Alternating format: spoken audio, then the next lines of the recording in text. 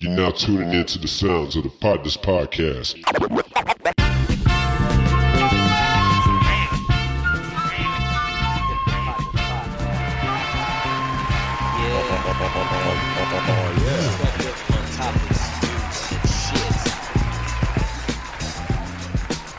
Hey, episode 36, baby.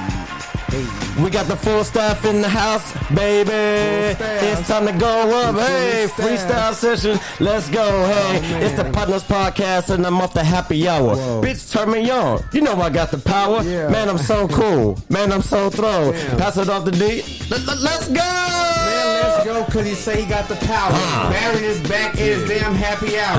I done brought it back, that's called rewind. I don't really know, bitch, yeah, I'm kinda high, man, psych. I don't smoke with the cannabis. I done came down, I used to ride the yellow bus.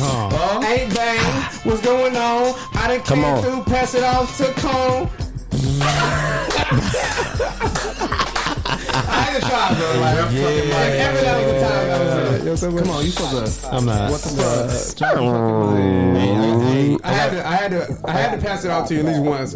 I got a feature coming out, an album coming out tomorrow. What's it? Me and Tony Snow gonna go. Is it self-titled? That would have been perfect if you would have.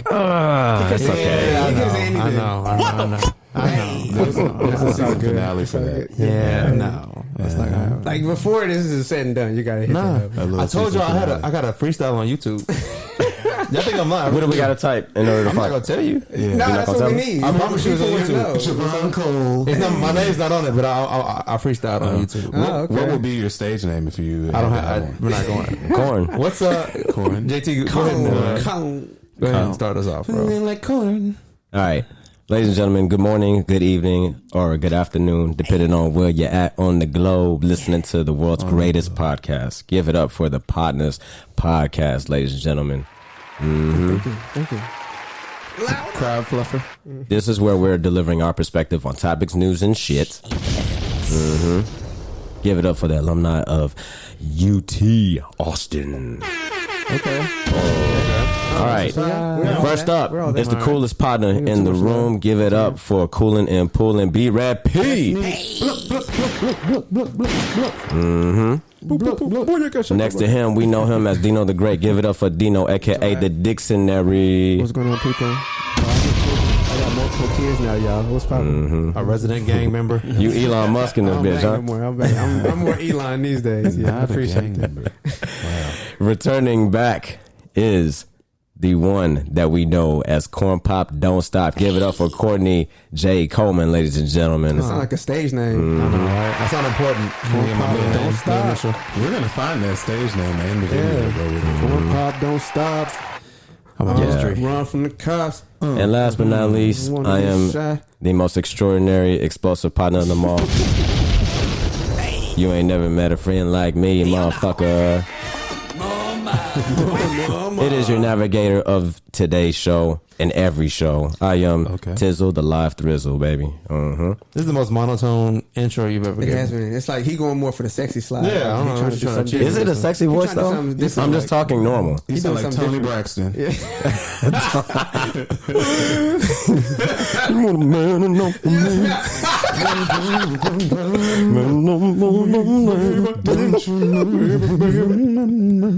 Don't break my heart. Don't let me down. Sorry if I fucked up the lyrics. They're gonna fast forward. We love her. This part. Yeah, not even love Do they still play the Quiet Storm on Magic 102? Like at 7 o'clock on the dot? No more, bro. What? Quiet Storm. I've been gave up on the radio.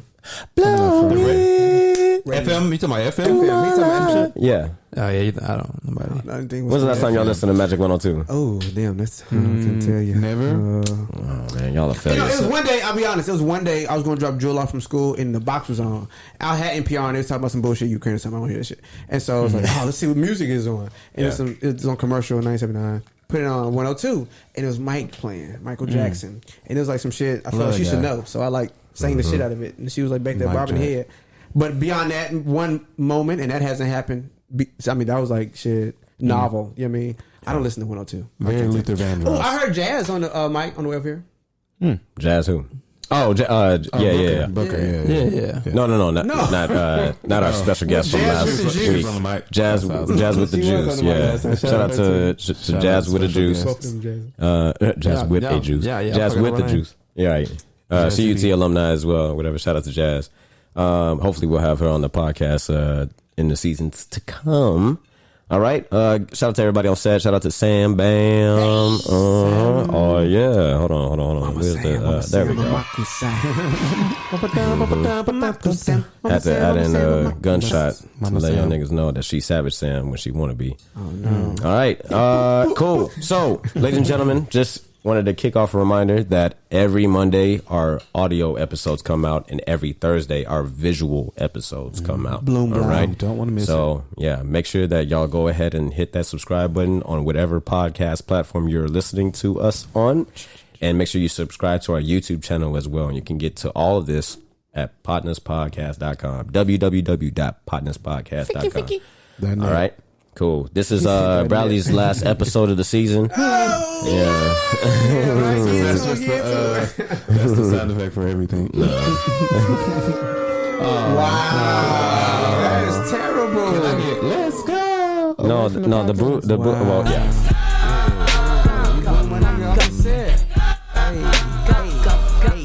Hey. Yeah. All right, so we're gonna go. We're gonna send you off with a bang for sure. But Wow. Any takeaways or favorite moments from the season, and then we'll get into what you're excited for next season. Let's see what takeaways from the season. Oh my god! So that's right.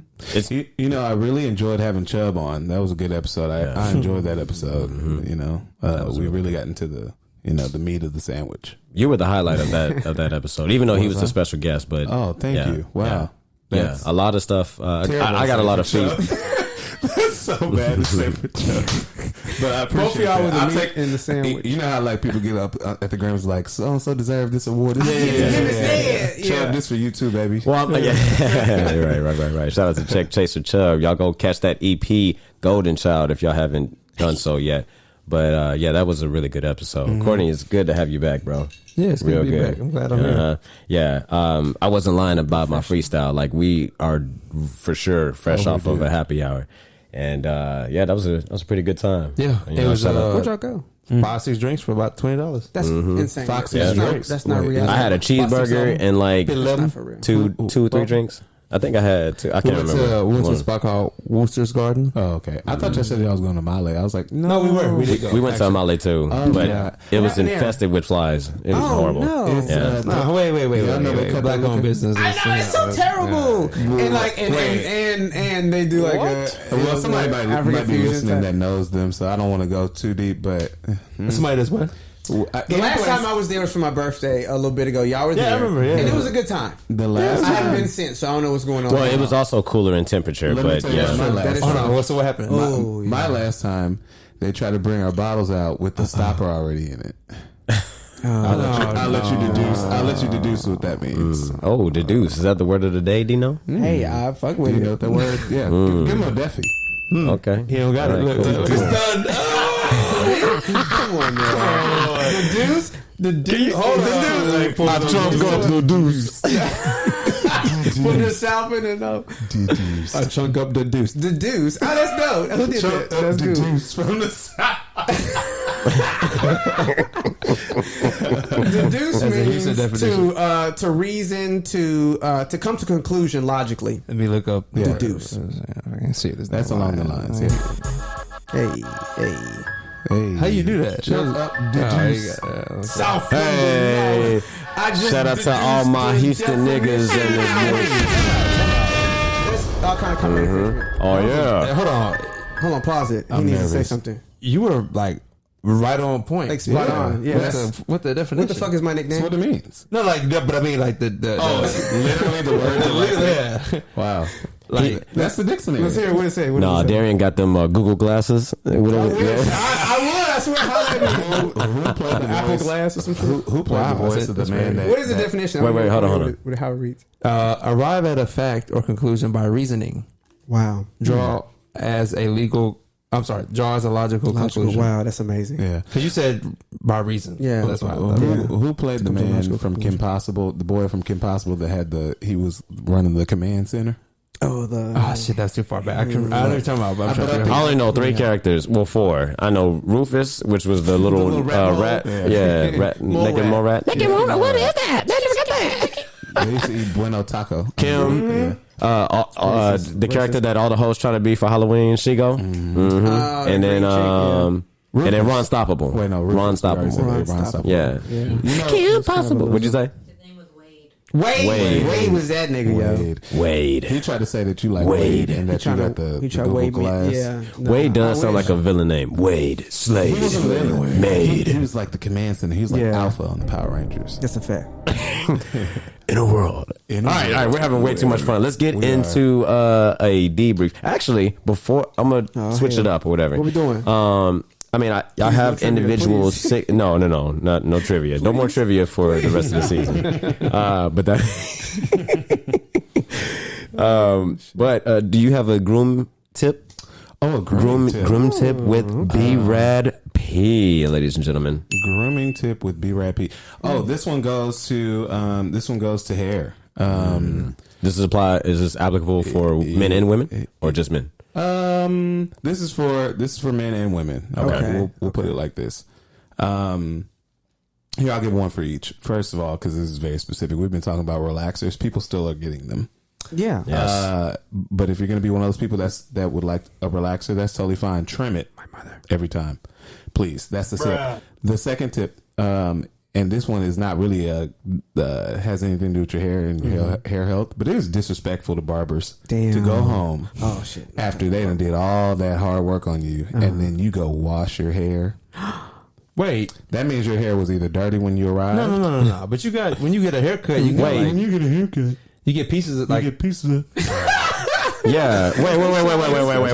Hold on. When you get a cut, You said that it's disrespectful to go and wash your hair after a haircut? Right. You're supposed to wash it before. Right after that, you're supposed to wash your hair before. No, you're supposed to wash it before, but after too. A good barber will make sure ain't no hair on you. So, how do you not have hair on your head? Well, then there's a lot of bad barbers out there because brushes. You can't brush out everything. When you get a cut, and if that little bit of hair bothers you that much, that's just so rude. No, the shit gets you. Bro, okay, if you get a cut, crisp, hold on. One at a time. If you get a cut, think about how crisp.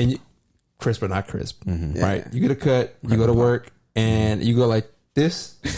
That shit is gonna particles of hair are gonna hair flakes will be all hair trims will be all over your shirt, especially if you wear a white shirt. It's over. Don't wear a white shirt. It's terrible. Every time you get a cut, you can't wear a white shirt. D has a great point. Maybe he says if it gets on your neck and on your collar, it's gonna on your neck and it gets under and it itches and it's terrible. Yeah, you gotta wash your hair. I'm so sorry to hear that. Bradley, I don't wash my hair. I usually do like the only reason Bradley has this opinion is because he's a barber himself. So right. He just made.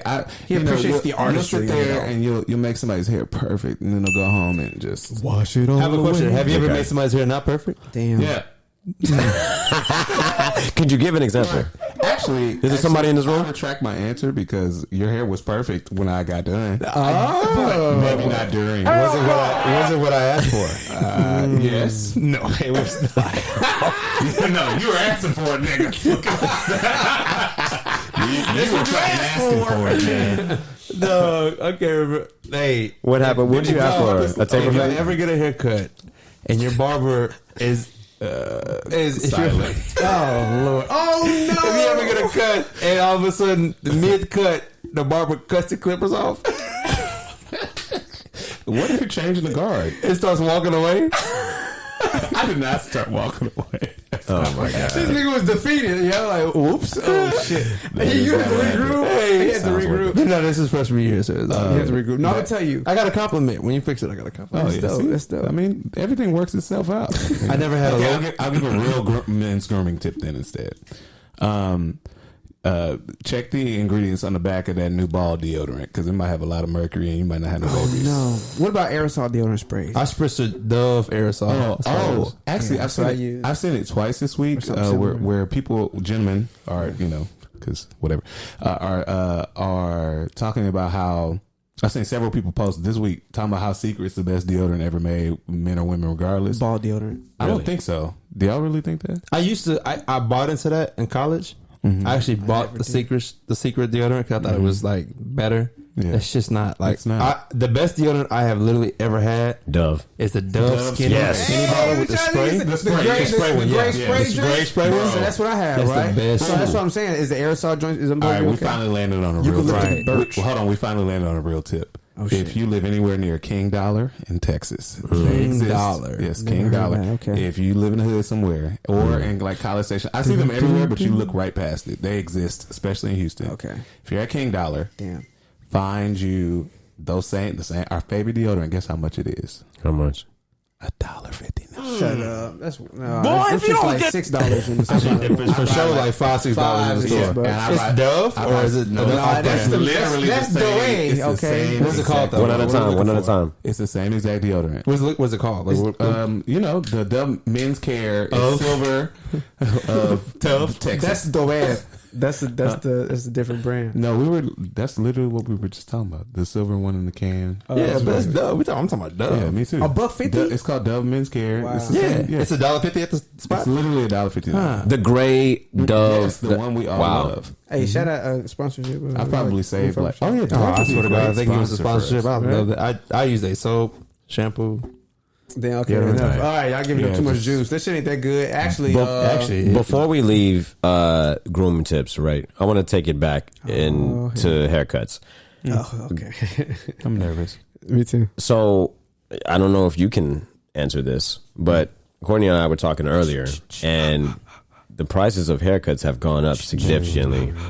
Like It's bad. my shop alone has gone up $10 at a minimum across the board. Since when, though? All of Like, their how long? like 2 weeks ago. Damn. Oh, that's since after Yeah. the. And then you know what they said? Wait, so it went up Due to to inflation, or, you know, that we're gonna have to It's go up in real. prices. It's but they didn't say anything about the quality of the cut. They didn't say anything about the quality of service or anything. Nothing's changed. They just said we're raising prices, and there's nothing you can do about it. And if you don't like it, then go to another barbershop. Nigger. What's the price though? You said it went up $10. What's the final So price? I pay like the base for a beard and haircut is I pay $35 flat, yeah. right? And then I always just throw went of up course a 10 tip. more from that? And so so now it's 45, and so now I pay like $55 Wait a minute. for a haircut. Fucking Wait, you niggas. get another $20? You been tipping them $20? Huh? You said $55. Oh, so it went up 10 from the 35 to Right. 45, and then you gonna tip them $10. And then $10. Tip $10. Ooh, I'm in the wrong.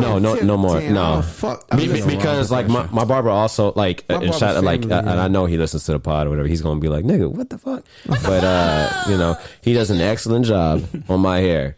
But I don't know. I've had a track record, and he's my nigga, so that's why like I don't fret with him. But Fret. the previous 3 barbers, before I left San Antonio, I mean no, after I left San Antonio, those 3 previous barbers, one was here.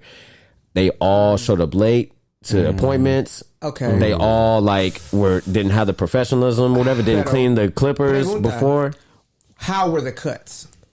Subpar, mediocre. Okay. Oh, Sometimes alright. like the fade, I would ask for a mid fade, Yeah. and it would be too high. Just be fucked. And then they never dropped my fade too low because they just didn't know how to. Have you had somebody push your hairline back? Piss me the fuck off. I think only one time, but it wasn't the top. It was the sidebars. It was the side. Yeah, and I hate that shit. Even worse. That is You know the. what? But you know that's the easiest. not. That's the easiest one to fix though. It is. The push you can back, just change this one? the you can change the haircut and grow it back in steadily. But like if somebody pushed this part back, It's over. you're out of there, buddy. Right. But bro, exactly. if you think about it, what the fuck? Hey. 45, 40. Oh, Base. it's a $50 I got fucking two problems. I got two problems. I got a problem when a haircut ends in a 5, and then y'all only take cash because you know the ATM can only get 20. do that on purpose. Right. Right. So I got the problem with that, and I got another problem with if. So you charge me $45, and you know my shit's gonna grow back in 2 weeks. So you want me to pay come right back. $90 in less than a month. And I honestly, personally, That's like I would love to crazy. get my 2 shit weeks. cut on a weekly basis. Right. Like because I would love to look presentable, but I don't. I would like to look better, but I have a problem with like if you're charging. So my problem is, and I told you this before. Oh hell! If you're going $35 and you're going up $10, and because of whatever situation you want to call it, I need a hot towel. my question is, I need all that. Yeah. If you're gonna charge me $10 more and because of whatever for a haircut, Right. I need $10 more of service. I need to walk away with a bottle sample of like some curl activators or some Barbers shit. getting lazy. They don't even put a little razor sometimes. Or like my barber used to cut my hair and he'd be like, "You good?" I'm like, "Bro, trim me up right down here." You know what I'm saying? Like, Okay, now hit me here. I got a problem right quick. What do you do then? It's almost like the contractor situation we was talking about with, I think it was Chris or maybe it was you. My barber's fucking dope. His prices have not gone up with the market rate. Mm-hmm. He's really, really great, but I travel way across town to get to him. But it's like people like that, I would love to plug him, right? Mm-hmm. But then I don't want him to get too like and change his price. It'll be $80. See, you driving across town, really good because that hot towel, so you straight razor shit. He does that off the rip. That's what he's doing. You driving across town. How much does he pay? Do you be on time? Yeah, how much do you pay? Not all the time. He's fucking amazing. He's family. Shout out to. Do you give him like a heads up that you're gonna be late? Yeah, I've gotten a lot better at my communication across. I feel like Dino be the one to be like 30 minends late, right? And not say nothing. I have been. No. You don't give us a heads up that you're gonna be late. Walking like nothing happened. Right.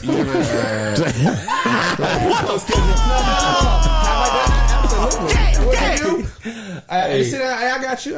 His 1:30 appointment all messed up now. 1:30 appointment turns to 4 for G. Like, it's 4 o'clock. Where you at? I was like, I'm next. Where do y'all draw the line on like additional like actions while a barber is cutting your hair? Additional actions, like 3 strikes you're out. I'm microwaving something. I'm on the phone. 3 strikes you're out. Texting somebody back. What do y'all draw the line? I will literally say nigga across the shop. And I'm like, cut my hair.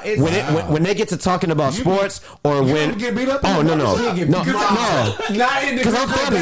Because I'm family there. I'm family there now. Any barbershop that I go to, I make my presence felt, and you and I'm there. Like I'm like family. I'm a member now, just like a church here. So like I am here, and so when I come in, they're like, oh shit, and whatever. They get to talk about Texans, the Texans. They get to talk about the Rockets, all that shit, right? All my favorite teams. And then on top of that, like we get to talk. Then I let them get all their shit out, and then I was gonna be like, oh okay, so you gonna tell your client that that you gonna be late today? You gonna tell your client that that you giving up a $10 special? So you go? Oh yeah, I start calling them out. Yeah, they gonna. And then. So you don't draw the line. I mean, there's no line to be drawn. It kills me when they get a phone call and they stop. Hello. Bro, yeah. What's up? And then they try to turn the clippers on while they cut. No. Finish that phone call. That's like. And then get to my shit. What? The worst thing that's happened. It's not even the worst. This is actually kind of light. I still got something to ask you too, by the way. I had about driving across town. Stop cutting clippers off. I looked. My shit was like halfway done. Right. He goes and said, D, man, I haven't ate all day. Okay. Bro. They just brought me a plate from the barbecue man right there. You sound just like somebody. I just got to take a couple bites. I was like, all right, bro, go ahead. You need sustenance. I want you to pass it out. But I can't. I woke up. Oh, shit. I fall asleep. And where the fuck is this nigga, bro? I was like, this nigga was like playing Madden or something on the game, or something. He's like, "Oh, you asleep? I was letting you catch a nap." Hey, this really happened for real. Have you ever been like this? Just happened to me. Have you ever been in a shop where obviously your barber is cold, another barber's cold, but you got that one barber that's not? Yeah, and everybody avoids him. And I've seen. This is in San Antonio, matter of fact. I've seen one. I went to a shop. 4 out of 6 barbers is cold. Black barbers in there. That's okay. I mean, shit, whatever. But the one barber, somebody came in. He gave him a tape fade. It was terrible. And it was a kid too, like a child. Like he was younger. Better than children. He wanted kids. It's the worst part.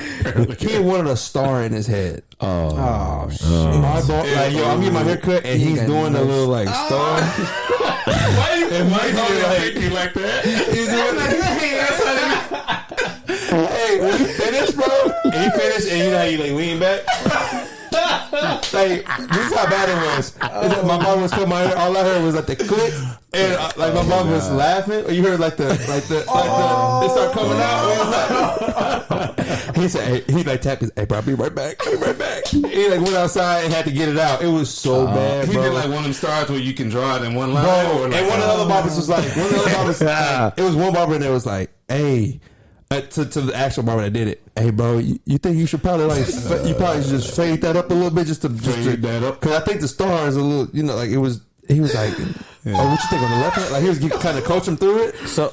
It wasn't even in the fade. It was like imagine a haircut with like a fade on the side. I mean, a star on the side. But his star's fucked up. The star was all leaning to the left and shit. It was terrible. I can't believe you drive across town for your barber. That means that and he probably you got to pay him premium price for that. I'm just like I don't. I have two things. I'm paying what I feel is fair, but it's not $50. Bro, but driving across town, that's a getaway But you for don't you. really get a cut. You get like a That's the shape thing. up and I'm shit. paying like damn near almost full price, and you just tapering. But that's the whole event, like to go. You know how to go. Taper is a cut. Nah, it is. They got to use a ponytail hold on you and shit. Right. I bring my own shit.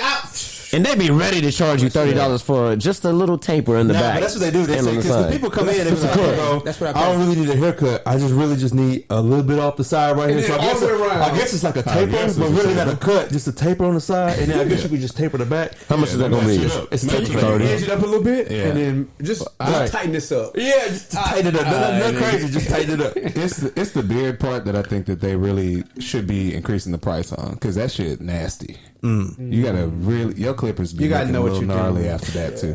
And I feel like maybe they should start just charging more for the accessories of the cut rather than the cut. I get on barbers for so many different reasons because like I get that you're not like a manager, right? Like you don't know how to run a business or run your own like shop. But Some of them got their shops. So got these shops. Like, even booth rental though, like you're paying rent, but this your own. I'm not talking about the owners. I'm talking about just your everyday barber. Okay. I mean, because like just the professionalism of like just being late and then not having ready, wanting to eat in the middle of the fucking cut, That was one time, answering the bro. That phone, shit never happened changing the again. music, engaging in conversation and stopping the cut and stuff, whatever, and then just extending it. Like, what's the longest? Okay, question to y'all: what is the longest you've been in a barber chair? Oh, I got all y'all beat. Guaranteed. Yeah, I don't. You I would definitely- I'd literally. get him to walk out that bitch if I you got too had my hair ridiculous. since I was 7 My years last old. barber, she was a female, or she was a woman, and but she was a stud. She was a stud, nigga. She had me in the chair for 2 hours and 45 fucking That's minutes. 3 hours. That's your fault. You did that to yourself. And then when I told her, I was like, "Hey, The cut was fire. so can I give you some feedback?" And she was just like, "Yeah." What she wanted to know how was she the cut, did though? and How stuff. was the cut? Huh? How was the cut? Was the cut crispy? No. It was like, yeah, it was crispy, but the fade is what I care about. Yeah. You know what I mean? And so Take it 3 just, hours. bro. What was she doing for 2 hours and 45 minutes? First off, she was like 30 minutes late because because I always schedule like in the mornings, and so she was just she didn't apologize for showing up late at all. kids, Jesse? No, she not that I know. Yeah, actually, yes, she does. I'm sorry. Yes, she did. She does. Okay. See, let her have it. She but she didn't say anything about kids because I text her. I always text my barbers. Yeah. When I'm on the way. Hey, I'm on the way. you the type Especially flying. if I'm on if I'm gonna show up a few minutes late. I always give them a heads up. But she showed up late. She had to get everything ready in the shop and stuff, whatever. Wait, she she's had. like opening- She are you answered a first phone cut? call. Yes, I'm the first. It's just me in there. You never want to be and first then cut for a and nigga then like there's that. like 3 people that come in too after, and then she engages with them, and then the barber, another barber comes in, and then they start talking, and then I'm like, hey, I got a meeting that I got to get get to. my shit I got you, and stuff. Whatever. I didn't have a meeting to get to, but you just had some sense of urgency. and then like an emergency happened and she had to go in the back, and then it just was one thing after the other, and then I told her, I was like, hey, are you open to feedback? She was like, yeah. And then, so then I just told her, I was like, you were late. You didn't open up the shop, bitch. until after I got here. You had me waiting. You wanted to get breakfast. You put in a breakfast order. Wow, really? You turned on the TV. You changed the music. You answered the phone call. Phone calls 5 times while I was in the chair. You attempted to try to cut my hair while you're on the phone, so you're not focused. And then I had to remind you to clean your fucking clippers before you put that shit to my head. So you goddamn right. So I was just like, do you think that I should receive a free haircut today? Where is she now? I asked her too. She's our number one listener. I thought we was moving the board this week. So I told her, I love how you are so good at incorporating the sound into your own story. This is like that is a hidden talent. He just mute you? That was so ridiculous. we can move on from this, but I just felt like that. Yeah, like barbers, hey, this is a message to y'all. Y'all need to get y'all shit together. I mean, if y'all gonna raise the price, then at least raise the service as well. Shout out to Neil. I love you, bro. We love barbers. Shout out to G. Neil. Yeah, G Lee, the barber at Innovative Cuts. Right? Innovation, Innovative Cuts. Yeah. If you're on the north side of Houston and you're looking for somebody to hook you up, whatever, yeah, you gotta download an app too. He makes you download an app to make an appointment and shit. Boom, right there. Y'all talking about what's crossing the line? That's dope. Good job. I love that. That's enterprise. That's entrepreneurial and all that shit. But I'm old school, baby. Like all that hot towel, straight razor shit is the norm. And why is it my fault that you didn't eat? And now you're like, hey, can I take a couple of quick bites and stuff? Hey, you mind if I take this phone call? Yes, I do mind. Okay, I want to put it like this, just to sum this up. Y'all getting it in. I want to sum this up. In the middle of the liquor. We're not even 30 minutes in. I'm sure that we actually, we are 30 minutes in. But wait, to sum all this up, I just want to say, I got kids, man. It's the only job that is that important of a function where people are watching you do your job the whole time. Like if you got an office job, and you need 5 minutes to go eat, you gonna be able to get the 5 minutes. I see what you're saying. It's like the thing is, everybody has the same desire to stop. Working because they can go in the back and eat. No, but they can also not book themselves.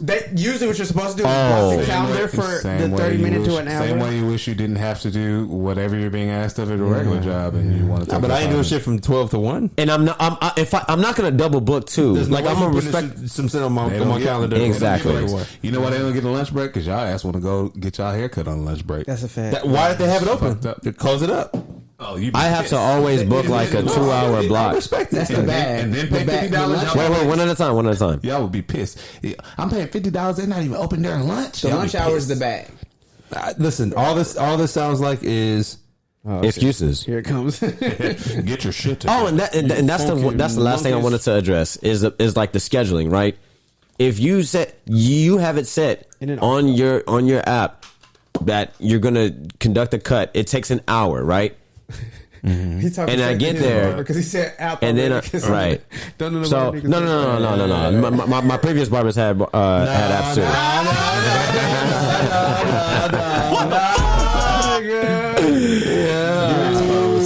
He's talking shit. You know what? Maybe I am talking. Maybe I'm throwing that nigga under the bus. What's the next time? What we talk about? All right, let's get into a debrief for the week. Bradley, I had a great week, man. I celebrated a birthday, and then not my own. No, I know. Everybody relax. Someone's birthday. We know when your birthday is. And then I went to Dallas on a one-off work trip, and is that why you wearing all this blue? Oh no, that's something else. Okay. You got New York on. Oh, this is New York. Oh, yeah, that's the opposite of even though I do have on pearls for the cowgirls. Oh, okay. Hey, there you go. I knew it was somewhere in there. But boom. They couldn't see pearls. Pearls have to do with Dallas. Pearl for the cowgirls. Yeah. Hey. Pearls for the cowgirls. Pearls. All right. I was just supposed to be going up there to support a training that was happening that somebody couldn't do up there, and then I got to be the model for a made to measure video. Oh, so I was half naked in a slinky Oxford shirt. Okay, and getting tailored or whatever on video for but my did you get to keep the shirt? No, damn, that sucks. Really? I didn't want the you paid zing and shit. I got paid my regular salary. But I like shit like that because I like opportunities to be on camera and stuff. That's fun. But that, and I had a special guest on the trip with me. But whatever. Now we're here. Ow. Okay. Work hotel. Cool. Okay. Anything coming up this week? Again? Yes, actually. So even though I'm drinking right now, I'm going to spend the next few days not trying to, and then you broke your cleanse. I support that. I'm headed to Chicago for Monday to Thursday. Summertime Chi is always nice. Yeah, for real. It's fucking gorgeous with the gunshots. It's a gorgeous. Pow. You said you wanted gunshots. Yeah, that's every time you mention Chicago, of course, and that's not out of shade. That's out of love and respect. And that's on Mary Had a Little Oblige. Yeah. So okay, but yeah, going to Chicago Monday, Thursday. He going to O Block, and then I'll be back in Houston for like 4 hours because I'm flying to almost said Cabo San Lucas. What the fuck is that? Costa Rica. To Costa Rica. Wrong one. I'm sorry. Rican. Costa Rican. That's gonna be a good week. Good ass week. Oh shit! Wrong song. Damn. Man. I named. Why is it? Because I'm back on board this next episode for the finale. Yeah. Okay. It's my job now, nigga. We'll take a vote. I said, let's take a vote. What do y'all think? I bring the episode to life, nigga. Y'all will be sick. Y'all will be sick of me on the board. Sick of me. Yeah, you should work the board. All he gonna be playing is no. Push these niggas off me like. Dino. The moan before that didn't help. How was your week? Any announcements you got? Shit, man. No, I'm still square in the no sleep schedule. Love that for you. Yeah, up and down all night long for my newborn. Shout out to my son and my daughter. Yes. Look at you. Damn. I love you. Showing favoritism. This is why me and Sam don't want a second baby. No, it's love. It's At least not right now. It's super dope. There's a. JT, you ain't even got to a year with this one. Just give it a rest. She's everything to me, bro. That's why I can't hear That's nothing. all I want. Y'all saw the video I posted? That reel? Yes, of that us was so playing the sweet. game. She looked at you and started laughing. Huh? Yeah. We like do like the little peek. Cognition. She initiated That's that. amazing. That's amazing. What happens when she's like? Never mind. Sorry. No way. When she's like older. Hopefully we can maintain that game, whatever. But I'm sure that D and Joel had several different games. Yeah, the shit fades. And it's like you learn to enjoy the new phases because the shit you used to love, it'd be going so fast to where when you try to do shit, you're like, so how about we? And I'm like, damn, she don't want to do that shit no more. Have you ever heard her sing the songs that I made for her growing up? Like the You're So Beautiful. Yeah. Hey, not on her own, but when we do it, she hops. She hops on. Yeah. Of course. She lights up. Harmonizing and shit. You're so beautiful. That was kind of.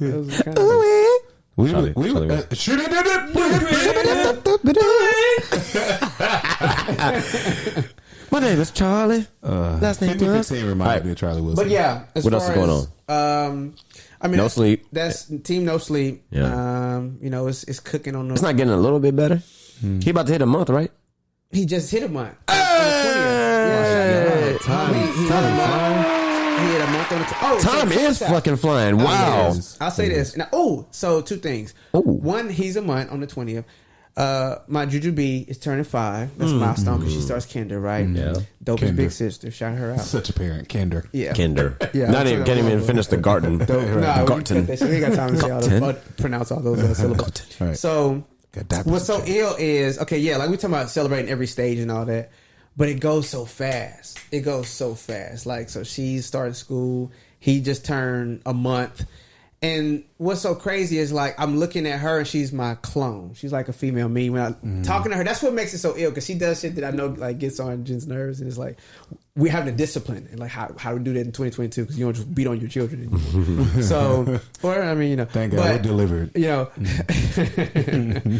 we're trying to be. And so, but so Jules dope, right? But I'm looking at her and I know how to handle her because she's me. Drayson looks a lot like Jen. Like from the bridge of the nose up is her. and then nose is me, mouth is me. But he got these big googly eyes, and he's yellow. And Jules are a little more melanated at this point, so it's like, okay, people are saying, yo, Jen, he looks like you. I was like, oh, that's dope. Yeah. I hope he acts like her too. Yeah. Because then it would be, he's on track right now. It would be equilibrium in my house. You know what I mean? Because another one of me would set that motherfucker off. Let's be honest. I would hope for. I would hope. I should be the wildest nigga in America. But so that's dope. Anything work related, vacation related? Not vacation's vacation, far from anything in my purview. But I'll do it for you. Work is Don't far. worry. I'm gonna live vicariously through you. But just go ahead and do your post and tag. Good ass time. Corn and pop. Corn and them Popping. So corn dogs. About the word corn. That just cornhole. I don't know what Cornhole. Corn dogs. Did Hot you dog. approve of that? We No, never got I your never approved consent. of none We of gotta that. get consent. I actually didn't hate it. right. I don't know who ran with this. There's so many Say the worst word with corn in it. I got one. I mean- corn nut. But I love those. I ain't go front. gross. I love those. The Corn ranch, nuts. the ranch Oh, corn you are nuts. such a fucking country I love boy. corn nuts and combos. Nigga, them shits is great. They make Caesar salads with corn nuts instead of croutons, and they roll. and it's bomb, yeah. But And other than that, throw some ranch combos in it. so other than that, I can't think of a corn nut experience Corn nut is that I want. What's the candy corn? Oh, candy corn Those rolls. are fucking disgusting. What? Nobody loves those. Them hoes You're the only good. person I know in I'm my not- life. I'm not gonna eat a No, whole and bag. Jen, But you like and my them. wife. Yeah, I'm gonna eat it. That's a challenge. They're actually in the same category as Twizzlers to me because I think Twizzlers are kind of this gross shit is too. disgusting. What the? Yeah, but Okay, I'm gonna eat a good. few of I them. agree. Those are the same category. And that category is poop, nigga. No. I will say licorice is at the bottom of the barrel. That's like, I don't want no Jaeger. licorice, though. no, not because it's black, because it tastes like ass. Yay. Bottom of- That's at the bottom. Twizzlers is an unfinished candy. That shit got burnt. Like, fuck it. We gotta get this shit out of here. We gotta move on. Yeah. But you We know, got some more red to make. That shit. you know what favorite shit is technically licorice. What is that? What? Sour Punch straws are technically That's a licorice. form of licorice. You're right. Yeah. I'm just being honest. Sour Patch straws are Courtney's favorite candy. Wait a Fuck minute. them up. That's what I I was mean, saying. had nothing to do with that. I'm just being honest. Now imagine a black licorice that was dusted in that. They might as well What make you think black. it is? Could you imagine black sour what I'm punch saying. straws? They might as well be so. I bet somebody buy that nasty shit. You know they actually have them, but you gotta like drive from Texas to California, and whenever you stop at like one of them sorry. gas stations on the hill, H.E.R? they got like it Ooh, in. that sounds delicious. It's like the off-brand candies with the red, the red label, and then it's like a clear. Sour punch. It's some off-brand shit. Yeah, it's off-brand shit, but We're not talking about that. yeah. But either way, are we talking about the same type of the black Where's my licorice? Neo? Yeah. Sour punch straw form. Are you talking about like Yes. okay? But it's not Sour I Patch mean, though. like sour It's stuff off-brand. on We're black talking about Yes. licorice dusted with the sour With the dust. sour, yeah. That would He be, said yeah. That would be nauseating and that disgusting. exists. Yeah, no. I believe Nah, whoever made that needed It was a mistake. to go reevaluate their life. Yeah, no. Live in jail. All right, That's a sin. Come on. Yeah, I don't even know what am I? What am I? your what am I debrief saying? of your week. Oh, He sold a lot of cable and then. you know what I'm saying? Do you I have just a came real from- estate tip? I just came from. Damn, he just be throwing Good curveballs. Lord, you are just like yeah. Sorry, we are all and I don't know where I'm going with Get this. back to the real estate tip. Just get back to your week. Sorry. So my week is great. I just I don't know where the fuck I'm at right now. so my week has been great. Today is Thursday, right? So today's Monday, and It's not a secret that we record. okay, before. cool. So today's Yeah, see it. they know we record. We before. record on Fridays and Saturdays and Sundays. So yeah, this week has been. Thursdays. This week has actually flown by. I have. Okay, one good thing about my life that y'all may not care about that I care about. is I care about it. Why you say that? Right. I've always been a person of working out as far as a habit. It's always been me. Like I always been. I'm a very Since when? athletic High person. school, or? Yes, it's forever. Like I mean, you look at me. I'm good at everything. Yeah, you know what I'm okay. saying? Nigga, you got real lucky by avoiding trivia 2 weeks in a row. Yeah, man. Well, Test your monkey pox. knowledge skills. I've been in the gym every morning. Yeah. Oh, 7:30 a.m. Welcome back. Welcome back. My body is very sore right now, but I love it. You ever work out Bradley, and you don't really lift weights like that. I stopped lifting. I have a gym in my garage. Yeah, that's what I'm saying. Yeah. You do. I stopped nothing to do with how much you work out, though. You said what, brother? I said that has nothing to do with how much you work out. No. I work out. You get on all the That's equipment. like I got a black cousin, so I'm not racist. right. I got a black friend over there. Stay over there in Jersey. Over there. Sam, how often does he use that? Picking any cousin that. Come on now. No. Sam is so down. Yeah, she's so It don't matter. She's a down ass. Come on, man. She's not as she's a hot. Real ass. She Man, give a fuck about it. You're gonna call her out. Right. No. But I was gonna say, the burn that you get when you haven't been working out for a while and then you start working out and then obviously you get all It's horrible. Yeah. It's horrible, but it also feels great. It feels Yes. You feel amazing. like, yeah. Really? Your body's literally damn, you haven't worked out in a minute then, huh? No, so I did recently. I mean, that's what I'm saying. I did recently. And it was a proud moment. I was like, yeah, I'm on my shit. And it was jailhouse shit. It's calisthenics. I'm doing hella push-ups and dips and squats and shit. The next day, I was like barely sore, but it takes 2 days to kick in. I was sore as shit, but that shit, it wasn't fucking rewarding or, Hey, where'd you You weren't working out hard enough. Where'd you work at? At the house? At the house? Where? Okay. In the backyard? Body weight? body weight. Jailhouse shit. I have a theory though. Boy, if you don't get... No, I bet I did. Oh, nah, so. See, you did that shit. I mean, We did say that we were supposed to I mean, based off of who I was 5 years ago type shit. We did say I we used to were do supposed to 100 have pull-ups. a Potnas race. Y'all forgot about Man, that? fuck all that No, shit. hey, I ain't we can- racing hey, we no can- more. I'm not racing again. Pull up Unless I'm racing against Courtney. Like, JT, first of all, Smoke you. He Oh, smoked you. because you think that's your only competition? yes. wow. Oh, evil laugh. You listen to bull. Wait, wild. Before everybody gets Okay. crazy, Yeah. are we talking about like a sprint? Like Yes. do you honestly think that? Oh my gosh. Yes. Yes, Let's what? go. What do you think? What are you saying? you said yes before I finished, so what are you saying? Oh, well, ask your question then. No, I'm asking. Okay. You said yes. What you said? How about Yes to this? what? D, You think faster, JT? D, all the smoke. Will you accept D, all the smoke. Courtney's challenge? So this is what I'm saying. This is what I'm getting at. Will you accept Courtney's challenge? First of all, I've dusted JT like 3 times. You haven't dusted me. I have it on video. Has he beat You you? want to pull it up? It wasn't a dust. Post that. It was not posted, but it wasn't a dust. It was not a fucking dust. Okay, well, It wasn't like how I dusted D, like at all. This must have been a smoke, okay? God damn. Either way, my point is, Yeah, guys. go ahead. Good job. He did beat me though. Listen, yes. guys, we can pause this podcast right now. Okay. Put these headphones down and go race right now. I will. In your work shoes. All you niggas. I will smoke. I can't run today Is that the word y'all like? because I already ran today. No, like real spill. Like I actually did pull it today, but I know my body. I'm not fucking running again. I already proved my worth. Now we got 2 niggas. It's got to be the latest partner and the corniest partner. Corn pop. He said proved his worth. Yeah. Prove my worth. Yes. I swear. I have the fucking belt right now. No, I have the belt. No, you don't.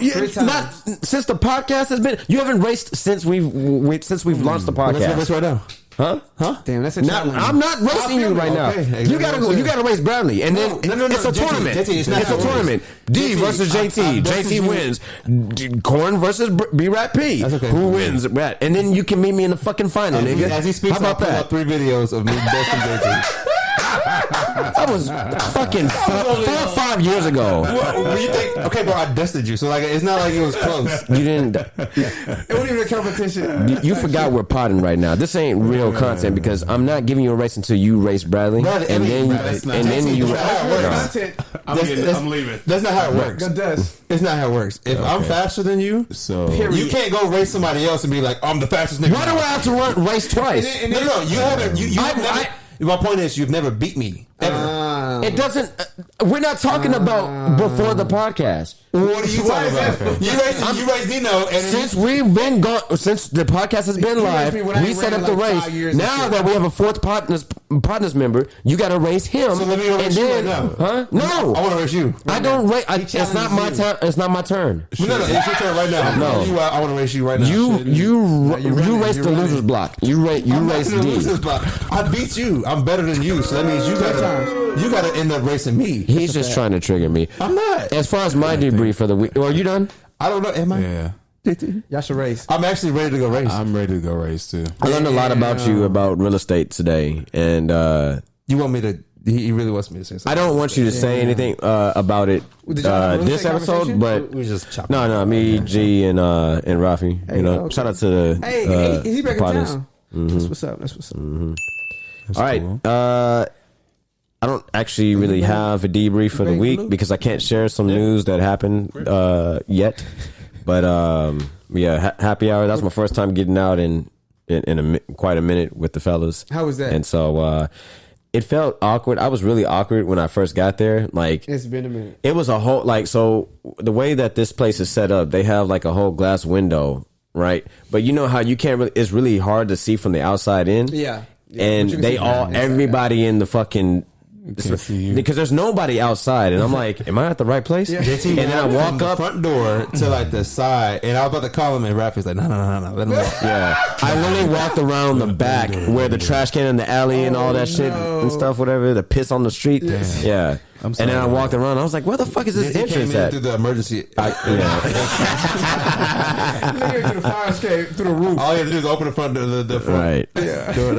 Yeah. But no, you know, after I freaking shook off the social jitters or whatever, then like it was cool. Yeah, social jitters today? I kind of, bro. You gotta Inside, think. you don't Like know I haven't been out with anybody or whatever except for y'all's houses and stuff. Well, D and Courtney's house. I haven't been out in a social environment since before Keiko. So you forgot. So it's been a very fucking long time. Yeah. Nigga, yes. And then I work from home too, so I don't drive often either. And so Can y'all imagine JT like losing his like social ability? What's it like? Hell nah. What? I've been in a fucking cave. I've never ridden in a car with JT. What's that like? Let me think. Me and Courtney's been in the car with me, like driving past states, like through states several times. We drove to Atlanta and Florida. Like we done. What's that like? I've never had Atlanta. It's a good time. It's a good time. Yeah. Okay. I'm not. What do you think it would be like driving with me, Bradley? Yeah. I don't know. What are you trying to say? Like listening to NPR on a Saturday night. NPR? I don't even know. That's D. You talking about Dino? I know. Nah, we freaking like it's the whole fucking time. Yeah. Actually, I would imagine that you'd have the tunes. Yes, absolutely. That shit is banging. Mhm. And then y'all can get y'all little smoke on or whatever, like and you then we get can. the babies in the I'm car. passing the bottle around while I'm driving. The baby bottle to the baby in the back seat. Yeah. That's what I meant. The baby bottle. Yeah. All right, y'all want to get into news? Draco get a hit. Huh? Like a little. Oh, Draco. Baby All right, here we go. Big boy Draco. Damn, we don't. Never mind. All right. What? I see. You need another drink? No. Oh, okay. Yeah, I want my meal energy. So All right. Let's start off with some good news first. All right. So it has just been confirmed that H.E.R. will play the role of Belle in the upcoming live action animated hybrid Wait, what? of Beauty So live-action animated and hybrid. the Beast, ladies and gentlemen. Give it applause for her. shout out That's her. crazy. I would love that. Belle. Okay, so they Yeah, gonna cast a black so- man for Beast. Speaking about the That's gonna be racist. the momental opportunity, H.E.R. said that I can't believe I get to be part of the Beauty and the That's Beast awesome. legacy. The world will see a black and Filipino Belle. Did y'all know that she was Filipino, by the way? She was mixed. Yeah. Yeah, Cool, her cool. forehead. Yeah. Her and Janae Aiko. Forehead, nose, all that shit. I Right? thought she was like Music Soul Child where you can't. Janae Aiko, must have is she No, she's black and Japanese. back in Black and the Japanese. Finding a motherfucker. Blasian is the Cut it out. beautiful. Have you ever beautiful seen recipe. her without glasses? Who? Janae Aiko? Her. Her, no. Yeah, she's more. She she's cross-eyed. beautiful with without glasses. I'm like, I was wondering if she was like Music Soul Child. You ever seen? Yeah, her? it's just like that. Yeah. He takes I was a his little nervous. Somebody are they eyes? His eyes? his eyes crossed. Like She had a whole career before the career that we know of her as. Really? Yeah, it was like what was she doing She was a before? cheater girl. Her name was like Gabby something, whatever. Her Oh name. yeah. They was pushing her hard on Sirius XM. I remember knowing the songs like called Something to Prove. But she had a whole nother like name. Yeah, and then she came out as her, and then She went out eventually as- once there yeah. was like visuals, they realized it was the same girl. Hey, what does her stand for? Is it's like I see the she's- apostrophes, right? Is it? I thought it was Period. H dot. Hella H dot. entertaining, really. Can you look up what her stands for? Everything's wetter. Oh wait, that's a W. Apostrophe. Sorry, I still want extra B. See, this nigga definitely would have failed trivia. You got apostrophes between the letters, right? Apostrophes. Oh my god. That's it. Okay, here's it. I kind of like how she came out after she changed her name. Kind of like that whole Weekend-esque, where like you didn't know what she looked like. It was just like the silhouette. Right. Oh, what does her stand for? Having everything revealed. Having everything revealed. That kind of. It's an ironic moniker for someone who would rather remain ironic moniker for somebody who would rather be unknown. It was the Gabby chick from the previous. She came out with silhouettes of her and of literally herself, and everybody was like, "Oh, what does she look like?" Because the voice is beautiful. That means she got to be a big ugly bitch. Okay, so I'm sorry, woman. I would have cut you off when I let you go. You should have. So the thoughts of something on the show. You know how on the BET Awards they have like the artists that they put on right before the commercial break? Yes. She was one of those, but it was like a failing type of like the music matters. They try to push. Labels try to push somebody because they just they know how talented they are, so they're just gonna make them famous, and it wasn't working. That's the way that I watched it happen. Yeah. She popped Lucky Day did that too, and boom! Now look at somebody him. almost signed Lucky Day. Neo, yeah. That story was. I wish female artists. I wish Seven. With Seven Streeter. She's a great singer. Yeah, I listened to her on the way back from Dallas today. But you know why she not popping like that? Because haters, man. Like women hate each other, and they just will not lift her up. They listen to her in secret. I have a theory too. Go ahead. Ooh, what's your theory? Well, I had a question. Why don't female R&B singers collab? They did because they hate each other. When LMA came out, like I appreciated all the collabs that happened with that. That's a fact. And LMA and her actually collabed, and that song is really good too. Yeah. I blame it on Brandy and Monica. They set the tone for how we view two powerhouse singers on the same song, because the song was like a parody on the fact that everybody's in fucking competition. Yeah, so it's like every time women gotta be Actually, it recently happened, and it got me thinking about that too. With her name is drawing a blank. That's how much I don't like her.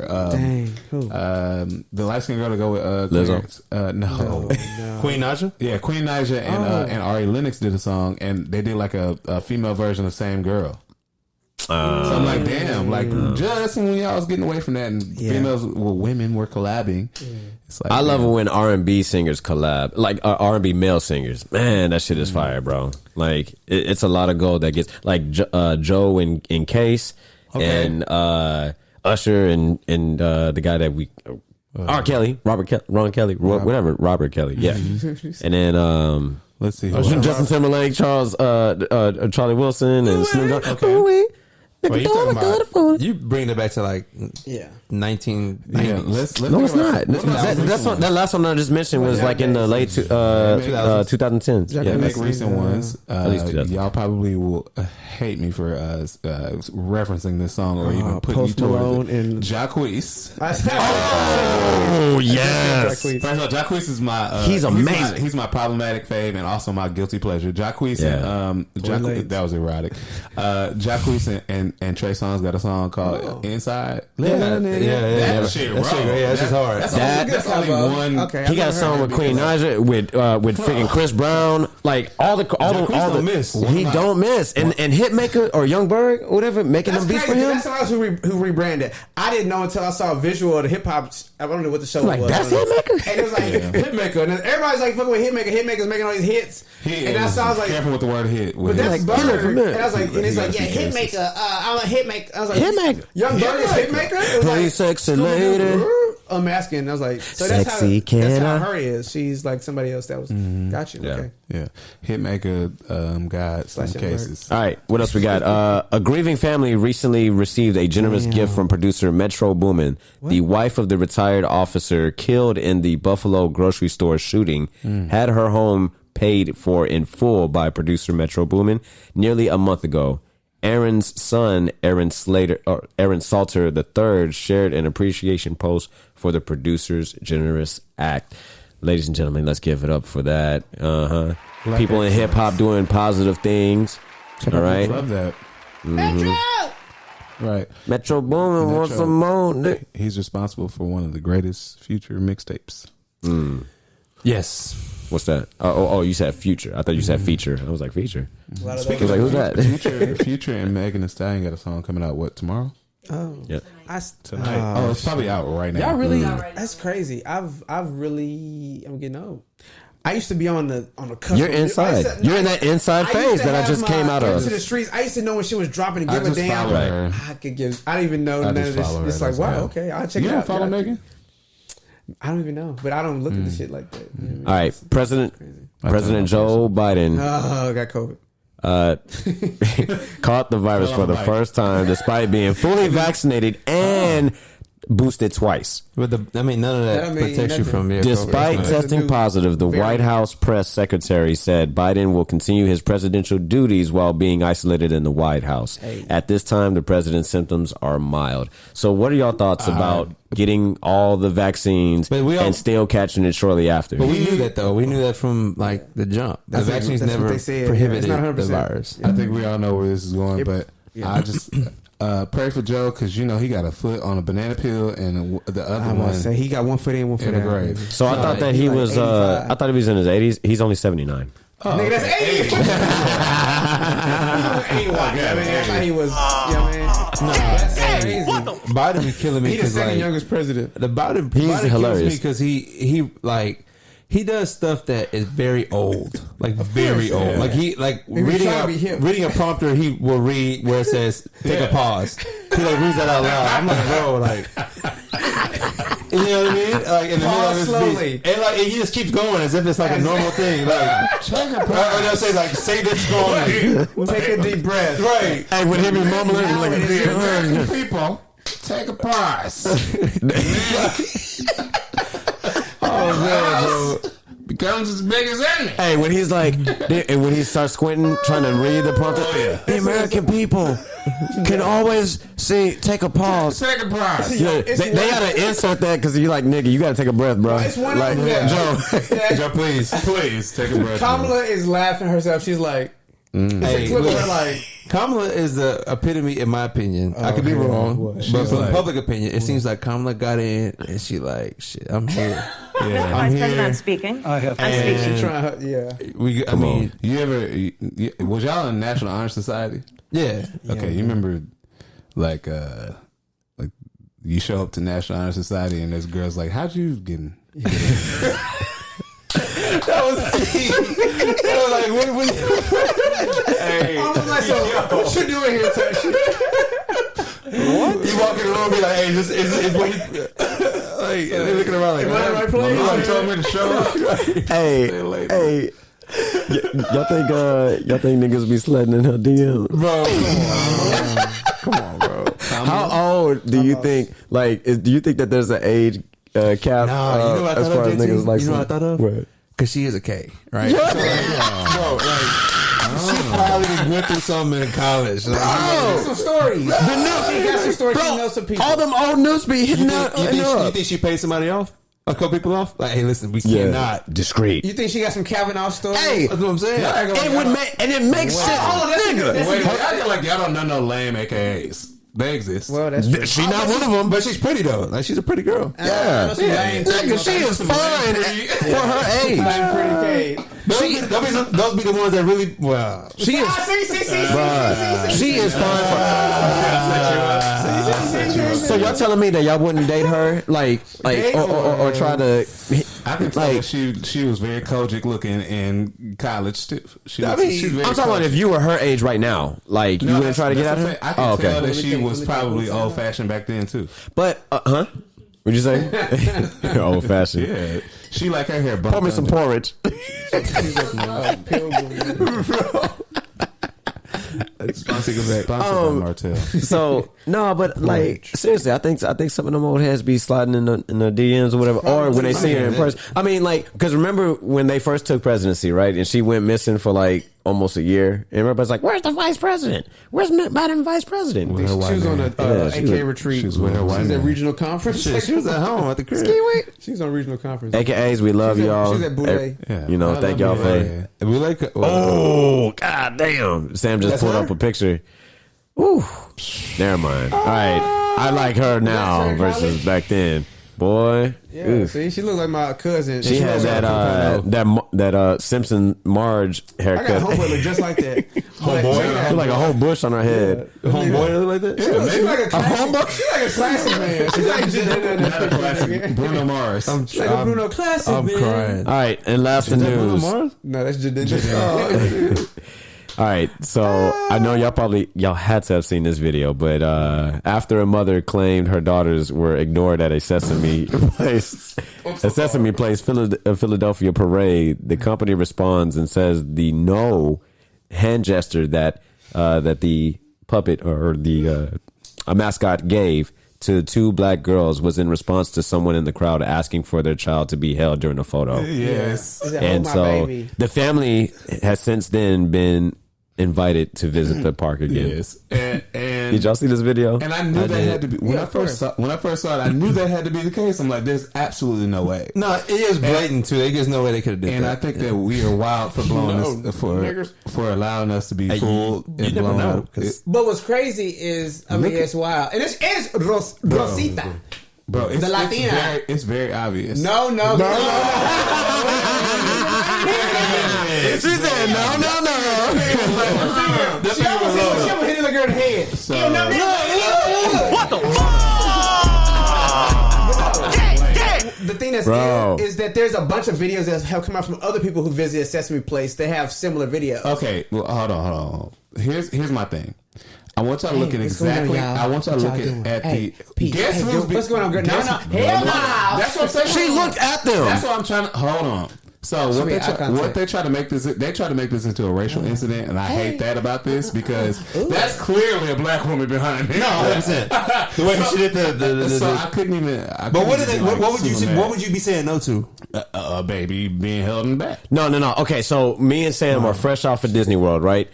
And these people that are underneath the like in the suits, they like can only be there for like about 10 minutes at max, and then they have to go and take like a 5-minute break to cool off and stuff. You said they smoke cigarettes? Weed, nigga. Y'all ain't ever seen that documentary? Doctors smoke cigarettes. Bro, they be blowing through cigarettes. The mascots? Well, I don't know why. Random. We're gonna keep going. No, that was all that we had in news. So they have so Disney World got You gotta face away from the shower head. Disney World got arrested. Disney World has a rest area, and of course somebody like they had like a thing where they went back there. And it's like an area where they just like get to like they got the head on the side, they had it on or whatever. Bro, it's filled with like cigarette butts on the ground. Yeah, they blowing through them like blowing through cigarettes. The stress reliever. Yeah, and they're on methamphetamine. Right, fentanyl. Like not playing. I don't know. But, okay, sorry, I just had to finish this. No, go ahead. This one statement.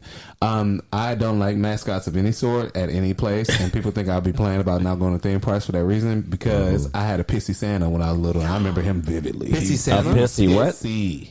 Well, that's not. I mean, he probably was old and peeing in the suit. geriatric. Bro, they be like 73. And you sitting on his bladder, nigga. You fucked him up. A pissy what? A pissy Santa. Santa Claus. Santa. Oh, I thought you said a pissy Santa. On himself because he's an old man and kids are pressing on his little old bladder. That's why I never want. Yeah, you gotta get the fuck up out of there. I'm not okay with my children sitting on an old white man's lap, anyways. I'll be honest with you. Yeah, it's just not like a thing. Like it's not anything against. It could be any race for that matter. Hell, old Puerto Rican man, old fucking Asian man. I just either way, nigga, I'm Santa Claus, and to my daughter, like moving forward.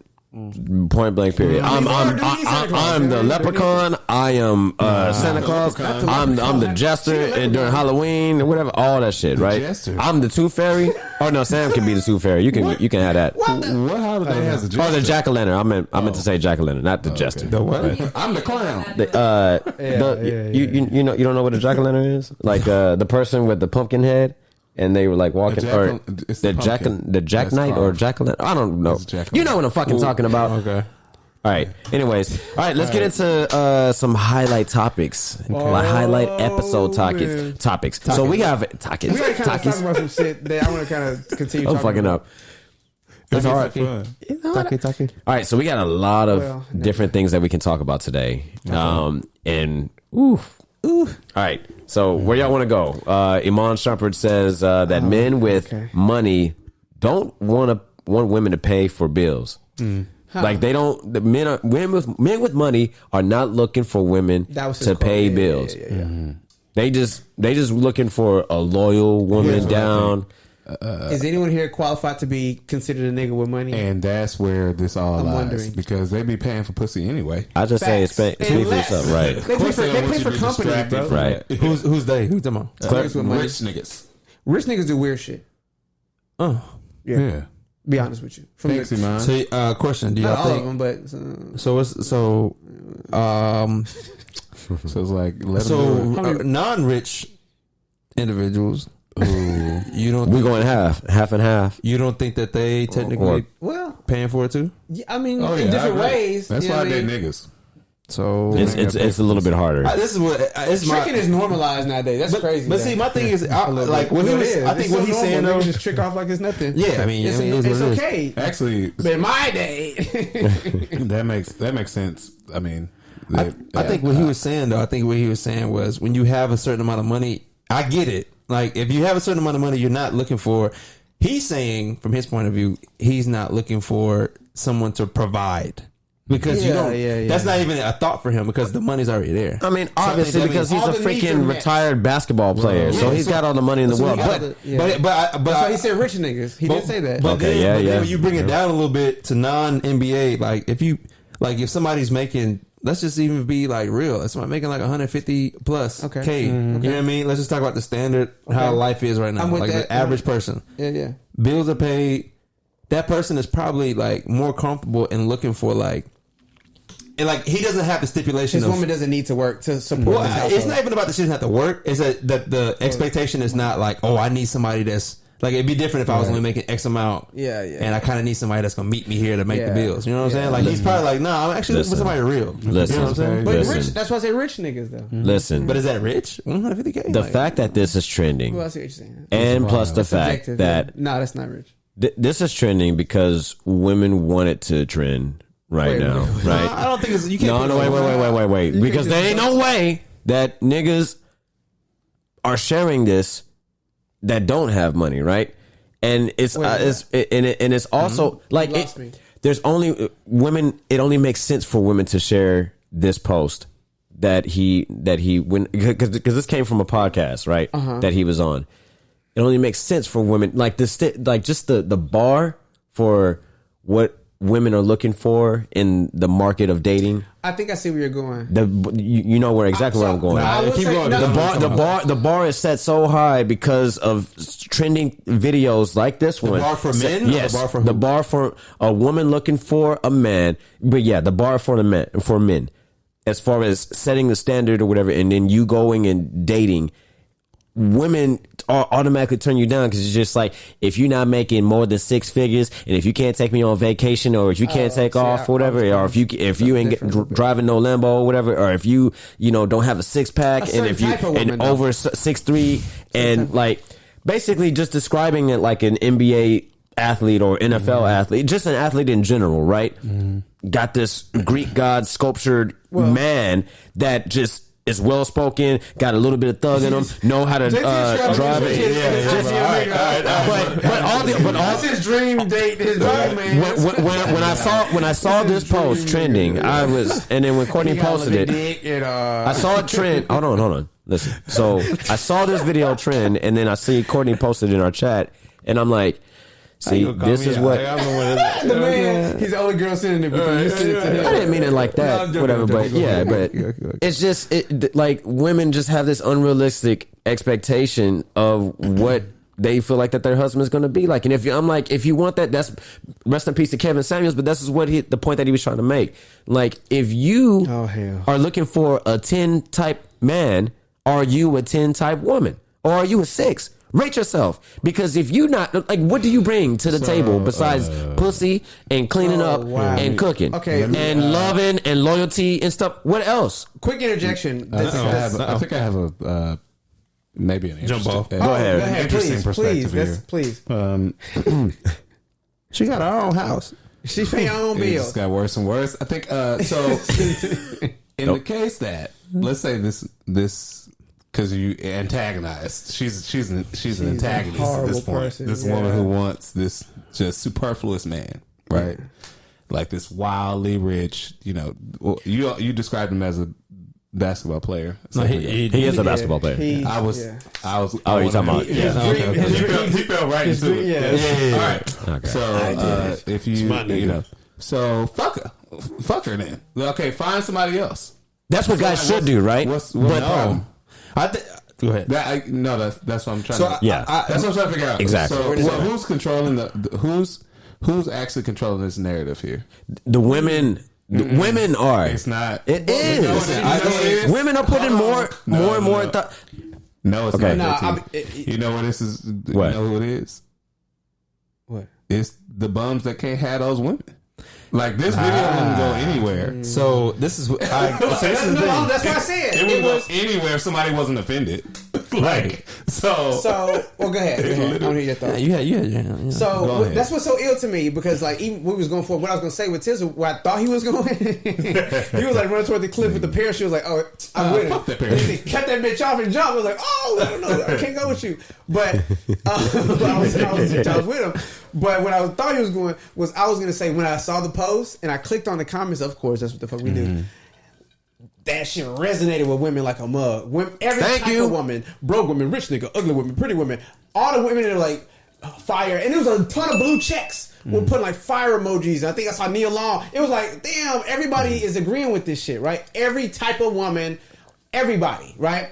And it wasn't a lot of the male voice with Trump. A nigga was saying some shit. Shut up, you broke. It was like, fuck. What are you gonna say now? Like, you know what I'm saying? The only guys that are commenting in that post are niggas with money. That's where I was going with, where I thought he was going. Was like it did resonate. It did resonate with a lot of women. So I'm not saying all women like think that, and that's kind of what I was getting to. There are some women. There's a group of women, a type of woman that thinks that the same way there's a type of man that thinks he should have 6 wives. Yeah, there's somebody. Well, okay, wait. So this is my. This is why I'm gonna piggyback on that because I think I don't want to take it too. That shit. I don't want to take it too extreme because like if you think about it like this, look. So he's basically just saying if a person got money, his expectation is he don't want a woman that has to provide. I agree with that. It's really a simple statement, and I think, and I agree with it. I agree with that part. Yeah, I do too. Because if we want to be just like real and take all this like fluff out. I have the same expectation. Like, let me take my girl out of this, right? My expectation for a girl that I'm dating is she has to be beautiful. Like, she has to be beautiful. She has to be well-rounded. She has to be like, I have a lot of like, I got a list. You know what I'm saying? So if that's because I think what people get mixed up in is just because money's a trigger, right? So when money's involved, like you got to be broken or whatever. But like, it's the same thing as a characteristic of something else you're looking for, in my opinion. So like, it's okay for a woman on the flip side for a woman to be like, I only date somebody who has this amount of money or this and that, whatever. Right. In my mind, I'm like, cool. That's what you want. Yeah, because in my mind, I only date women. I have my criteria too, and it may not have money specific on it, but it's okay if girls are like, this is the lifestyle I want to have. I'm willing to not work, and I want a man that's okay with me not working. Yeah, and D, and we got homies like our woman homies that are single in that dating market and stuff, whatever, and they are just like, men are trash. Men are trash, right? Yeah. And they're not necessarily dating like the ballers or whatever, but some actually are, right? And they go on these dates or whatever, and they realize, you're not everything that I made you out to be, right? And exactly. And then they'll meet a guy that has personality, that has like good. That was actually my next point. Not necessarily broke, but they have an income, right? And it's just like, but we're not meshing, and the chemistry is important, which I agree. Like that should be protected at the number one most priority, right? Is chemistry, communication, vibe, like. Can I even vibe with you? Yes, you're beautiful. You got money to drive and stuff, whatever. There's but a matrix, right? Of broke versus good looking. I mean, like amount of money and then good. Well, you got there's a lot of people that break that matrix. What you're allowed, what you're allowed to do and to choose on is depending on where you lie. Yeah. Are you pretty? It's a scatter plot. Yeah, but let's be real though. So, if you look good, the thing is, it's an inverse measurement because men aren't expected to just be like that wildly fine because they can pay for but that's the flip though. What they don't make up for, and that's what I'm saying. That's what I'm saying. It's like the what they don't have visually, they can make monetarily. Even though women also have to make money in the world, right? They make money in the world, but they also look nicely, right? So, but they make up for where they lack even the access to make more money to begin with. But they don't accept it though, which is deeper, right? They barely have the access to be able to. We don't even let women make money in America. No. Well, there's a glass ceiling, is what you're saying. Yeah, but there's one thing I disagree with. There's and then because women have the same. There's probably an inverse woman's podcast talking about this on the other way. Like, if I want a nigga to I make 17,000 figures, and I should get whatever nigga I want. The same thing is happening. Like, it's like basically two buckets, like money and what you look like, and that equals your dating life, right? So I hear women get to make up for it with the money. Women get to make up for it with the women money. are always bringing up statistics when it comes to dating, and I'm like, if you spent so much time conducting research about the fucking dating market, then you're wasting your time to begin with. Because you should just listen to your fucking heart. What do you want, and how were you raised by your parents or around your friends and whatnot? And then what are you interested in? Can a woman's appearance be made up for with their money? Huh? Hell no. Say that one more time. Can a woman's appearance make up for? I mean, excuse me. Can a woman's money make up for her appearance? If she's ugly? To me, I mean, it's tough to ask me because I'm biased. But like, I would say that's the point. That's the point. But this is what I don't want to answer this one. No, not me. But I think it's a good point though. That's like a solid ass. But the same thing, you can flip that to with men, right? Yeah. So like. What I'm trying to say is when you get like we all like I met my girl in college and stuff, like when you get a chance to meet people when we're all broke, it's beautiful, it's cool. That means regardless how this shit plays out, I know you. But we gotta take this away from like college. I'm talking about like right now, 30s plus. Yeah. When people have dated and then failed in dating and dated again and failed at dating, and then you start living life and you're single, like at this point, that's why I say I get it. Because like if you are single at this point, I'm gonna be real with you. This is my opinion. I feel like a lot of shallow stuff starts overtaking like real stuff that you should be looking. Because really, in reality, bro, like if I'm 30 and I'm single and I don't have a girl and I'm like, all right, damn, like I gotta. Do you want one at this point? Yeah, like at this point, I'm like, all right, I love traveling. I love doing all this stuff. You think about you gotta have somebody who can either like look good with you, like this, all these things you had in your mind, like you just experience. I just need you here. That's really just what you want. You know what I mean? Because if you ain't got time to really just like. So here's it. He kind of want to try. Listen. Hold on. As the only single person in the room, I just wanted to at 31 years old. Okay. He about to trump what I said. Yeah, because it's Donald Trump. First of all, is there a way you can take back the ding? You don't agree? I don't. Okay. So I can see right through that shit, man. You can attract. What you mean? Like answering your question. Like, do you? How did you? However you asked the question, so I just can't repeat it. But can you agree with the statement that surmises what everything that you said? That said that something you being shallow if you single at 30 plus, and you should be more concerned about. I'm being like settling. He knows what he wants. He said you have to be beautiful. This is the thing. I make statements. You're taking my shit like hell. Yes, you are. Nothing wrong with it. I get it. Phrase. You know what I was like. I'm not saying. Like, you didn't even give me and D a chance to respond to your question because you wanted to directly address what I said. But you know I didn't mean it like. You know what I mean? Like I meant it in a way of yes, you can be shallow because what you meant to do because you didn't address a particular looking type of person.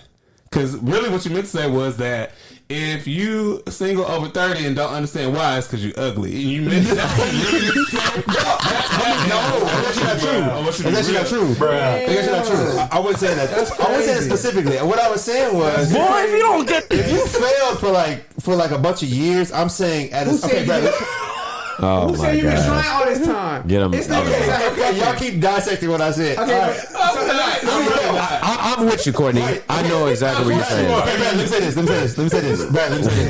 Okay, let me bring it back to because y'all are taking me literal. All I'm saying is, Big Bradley. Mm-hmm.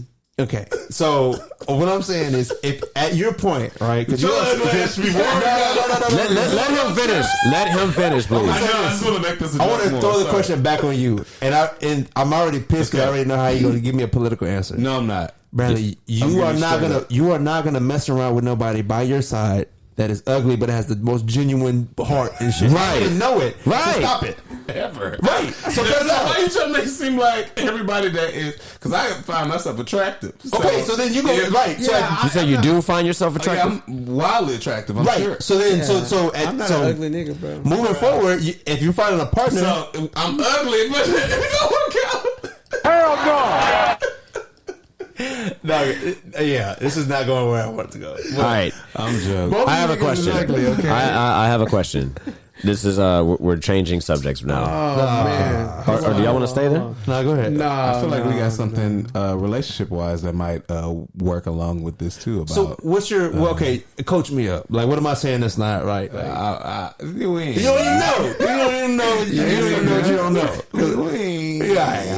Moving on there. Moving on there. Fuck it. Oh, Moving y'all on. funny. There's a statement that's floating around. A man that jumps from one woman to another is called what? A man not playing. A man with options. Come on now. Hey, City Boys up at 1,000 points, baby. I'm in a transitionary Y'all period right now. wanna try? So I'm excited for this conversation. Okay. I think that's a what do you call that?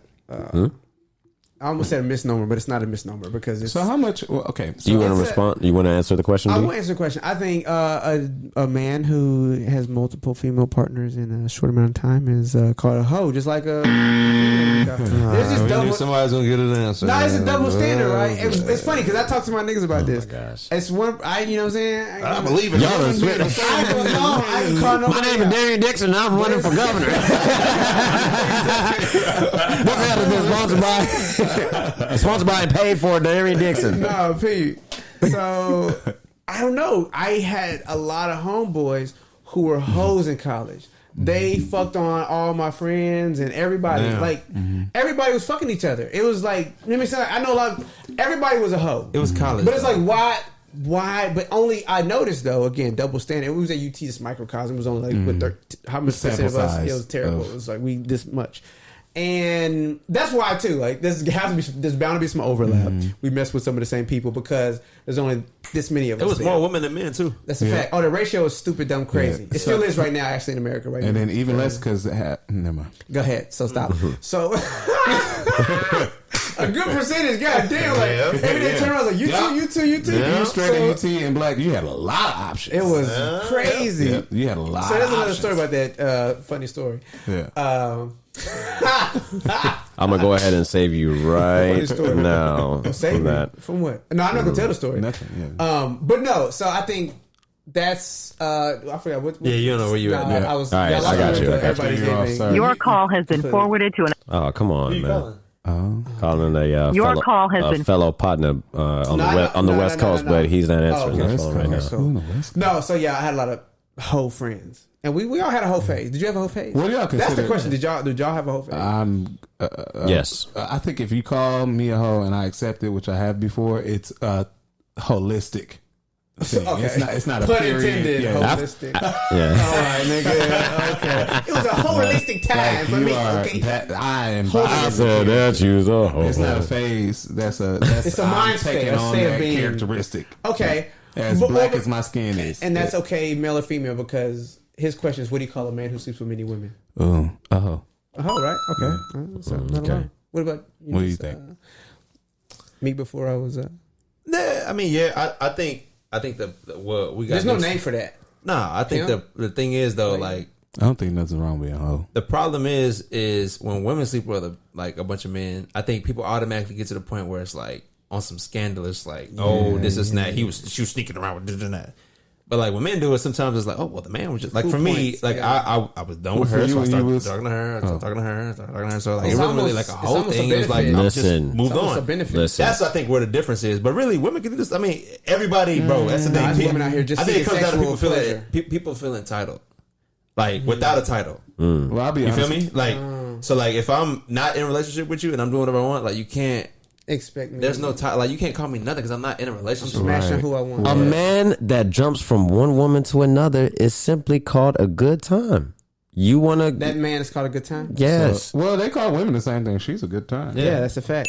Come on now. Ow. So that's equal. All right, let's move on. Do to-go servers deserve tips? Oh, Wait, that's a big just pivot. Let me think. Yeah. it's not. I mean, it is a big pivot, but I have it prepared. You place an order for Wingstop, and then you go and you pick it up. Wingstop. No, not Wingstop, because they don't take tips, right? So Like Papa Do's to go. Papa Do's to go. yeah. And you place an order for chicken fingers and French fries and shit. You go, and then they say, that'll be $15.83, and then they give you the receipt, and then it's like the We know your answer just Right. by the way you're describing Facts, the story. yeah. And it's some bitch having a receipt, right? Yeah, bitch, hand you a receipt with a spot. With a tip, with a gratuity on that bitch. And I tell that hoe. You're spot on. Hey, no, terrible. I used to tip up until a certain point, and I've literally just asked the question. Sam came home and she was like, "Do you tip to go servers?" Like, and I was like, "I do," but to go is a different question of tipping in general, though. yeah, because they did nothing but specifically for they did nothing but answer the phone and take your order. That's They're it. just doing their job. Bag it up. Right. May I challenge the idea that we already tipped for no reason to begin with? That's why I said, like, I think for me it's not even about tipping to go servers, so to speak. It's about tipping servers in general. Just pay them a living wage. A tip is earnesty to begin with. That's my No, I tip because I used to be a server, so I would never. I know what it feels like to listen. This goes back to the point about the barber shit, right? Is it my fault that you chose this occupation to grovel for? There's a better way to explain that because I agree with you. So Yeah. But it merges what you also agree with, which is the fact that a tip is arbitrary to begin with. Very. It is extremely arbitrary. Yeah. We're tipping because the system is flawed. Tipping should not exist. Yeah, it shouldn't. Like you should pay people what they are worth or valued at for the business. For that service. It just does not make sense. Come on So to make you compete with other people that have the same skills as you with variables that you cannot control, like a whole fucking kitchen and the amount of traffic that's coming to the place. Like, there's so many variables that they're making people earn. They made the wrong order. Yeah, do it. Have nothing. Yeah. So I tip arbitrarily to begin with. That's why we put percentages on it. That's what I'm saying. This is so I'm like, well, you're getting paid. You're getting paid the same way that a waitress who's working tables is getting paid. So whatever. Bradley, what does arbitrarily mean? Arbitrary means arbitrary without. Actually, we'll let the dictionary go. Oh shit! I'm just gonna define every word. All right. I mean, I was gonna give it to you, but that's all. He asked you, but I'll give it to you. I was gonna give it to you. I'm gonna give it. I was Gonna give it to you. Arbitrary would be. I'm trying. I want to do like what I did last time, right? Now you're gonna be looking up and shit. The hood. No, the now. hood. See, I was gonna give like a Give colloquial the good kind. one. See, this is what he does. He gives himself enough time to look it up through his Google I have a frames. definition, but it's not gonna be Yeah, textbook. show us Right. No. Arbitrary. I'm sorry, I didn't hear what you said. I want you to try to make a textbook, and then I'm gonna give you the hood version. Okay. He said, "Yeah, constantly repeat it. Arbitrary, blinking twice." Do it. So he say, "I'm gonna try to give the Webster's, and then he'll get a hood like colloquial version." Okay, cool. So the Webster's version is the dictionary version for arbitrary is with how do I say random. It's without. It's almost like the opposite of what we were talking about earlier. It's like without it's not without reason, but like it's without justification. Yeah, arbitrary meaning that there's no. So there's arbitration, right? Okay. The root word, you know what arbitration is, right? When you go to court, because the judge don't really give a fuck, so they send somebody lower level to let you argue over it, right? And typically there's a mediation. I mean, the mediation process. Yeah. Anyway, but it's arbitrary as fuck. Yeah, it's just arbitrary, like meaning that it has no. How did we get here? It has no real answer.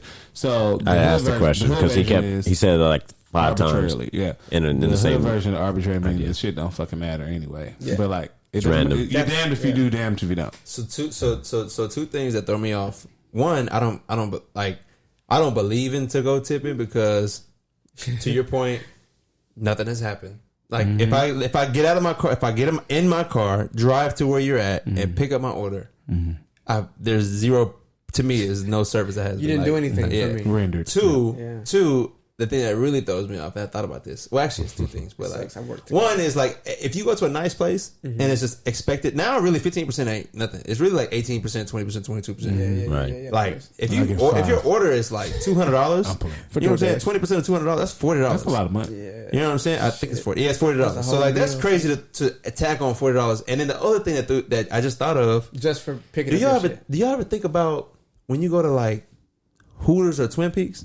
Okay. And how, to your point, how like people should get paid what they should get paid, but it's like an expectation. You really got, like, you can't really tip lower than like 20, 25, no matter what you order, right?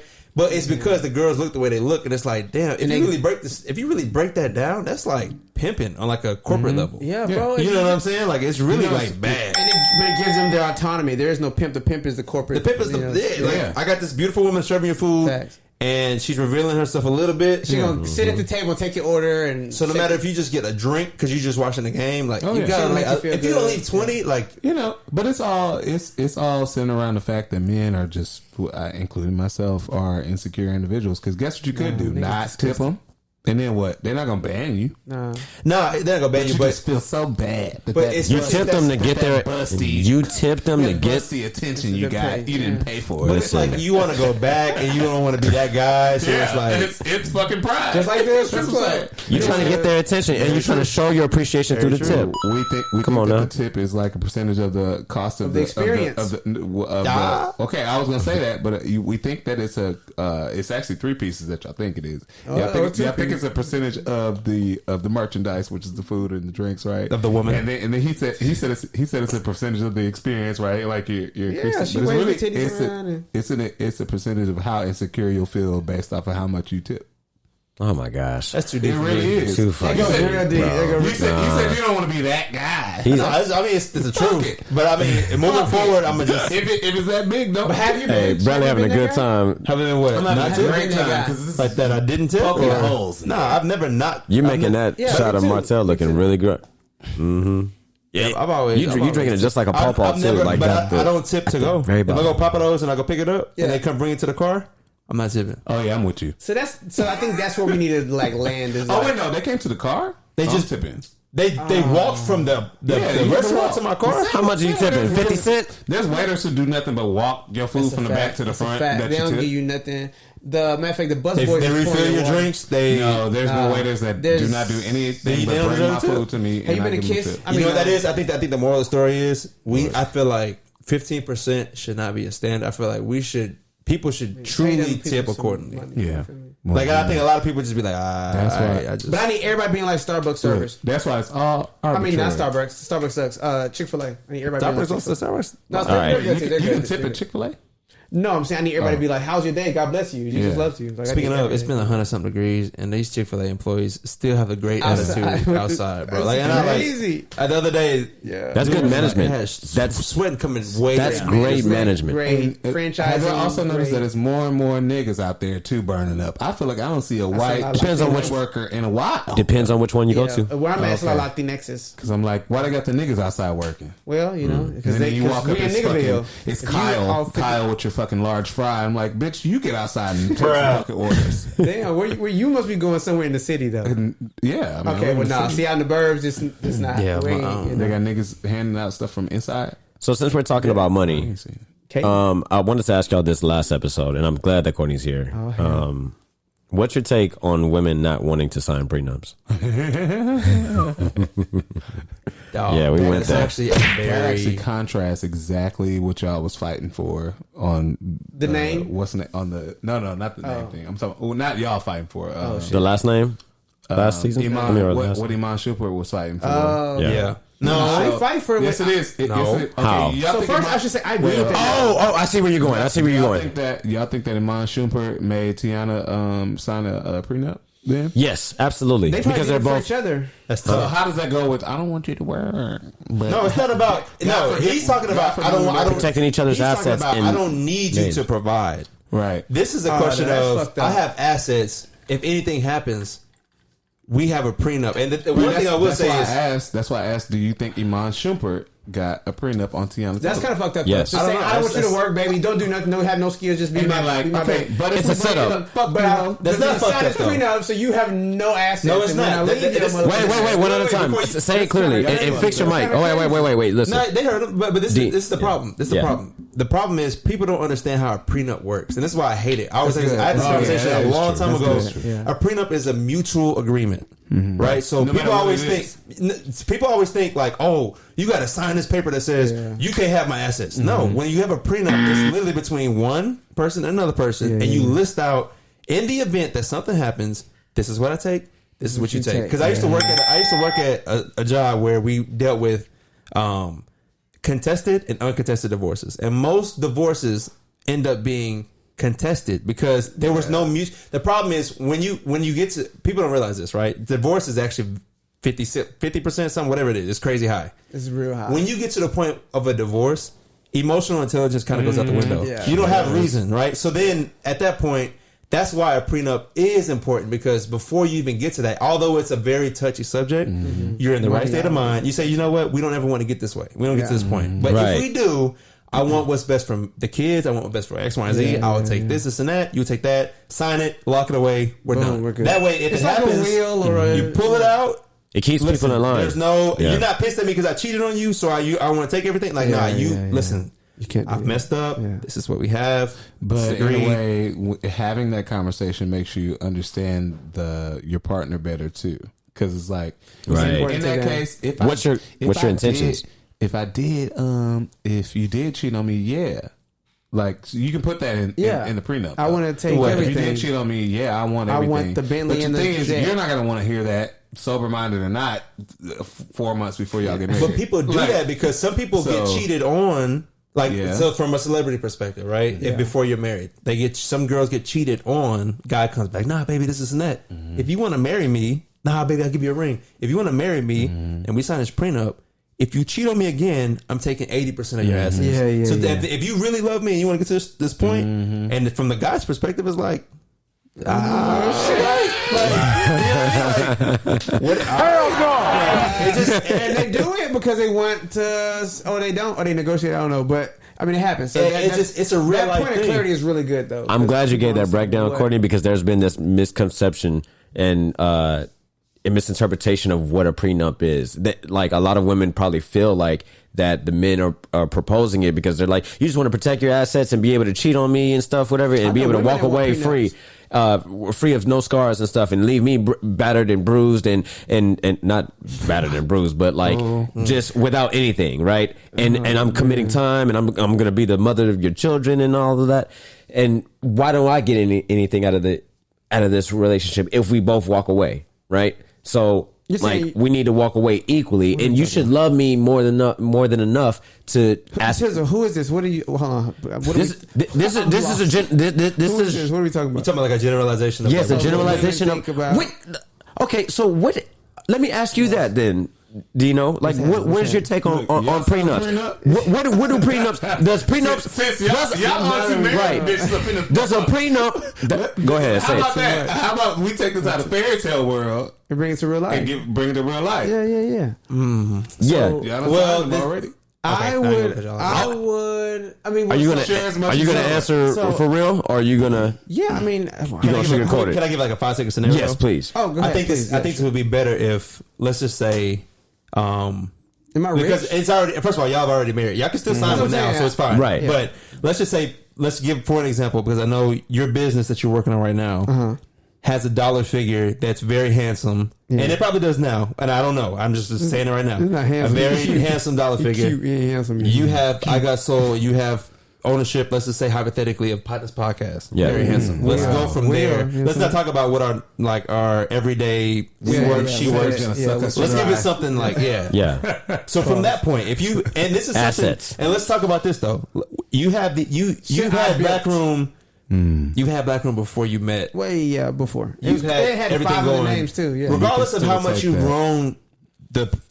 Let me stop. I see what you're saying. This came up because this question, this topic of prenups came up because I saw Sam watching 90 Day Fiance, and they got a couple that's on there, and girl from Trinidad and Tobago or whatever is refusing to sign a prenup, and she's talking to her family, her own lawyer, and all these other people talking about, yeah, he wanted me to sign a prenup, and then the lawyer was like, well, are you gonna sign? Yeah. Like what are the stipulations? Right. And she was just like, he wants to protect his assets or whatever, and he don't want to protect mine. Does it say that it doesn't want to protect yours? And she's like, no, or whatever. Like, this is what it says. And he was telling her, well, my legal advice to you is to set your boundaries because this isn't like a one-way deal. He's not like making you sign your life away, but you need to bring y'all need to come to a mutual agreement, just like what Courtney said. But the reason why I asked you and challenged you earlier about like, what is your take on prenups? Because from everything that I've seen and experienced and heard, especially through songs, Holla, we want prenup, like, and all of that, it's been a negative association from the women's side, right? Wait, but you know why it's been a negative connotation? Why? And this goes back to another education moment.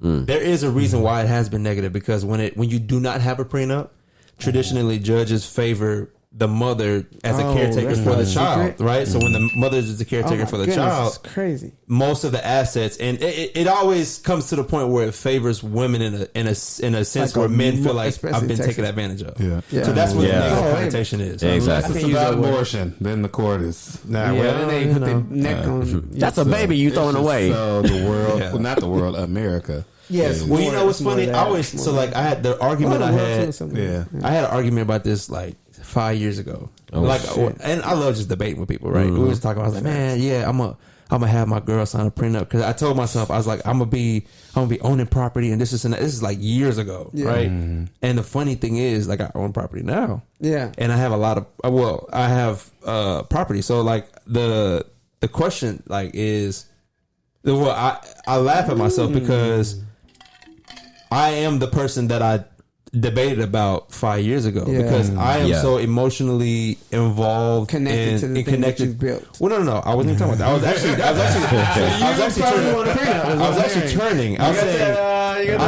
I actually turned the corner. I am actually so emotionally like involved with Kendra to the point of my stance on it now is, if something happens, like I have so much love in the fact of what we got going on. If something happens in X amount of years, it don't matter.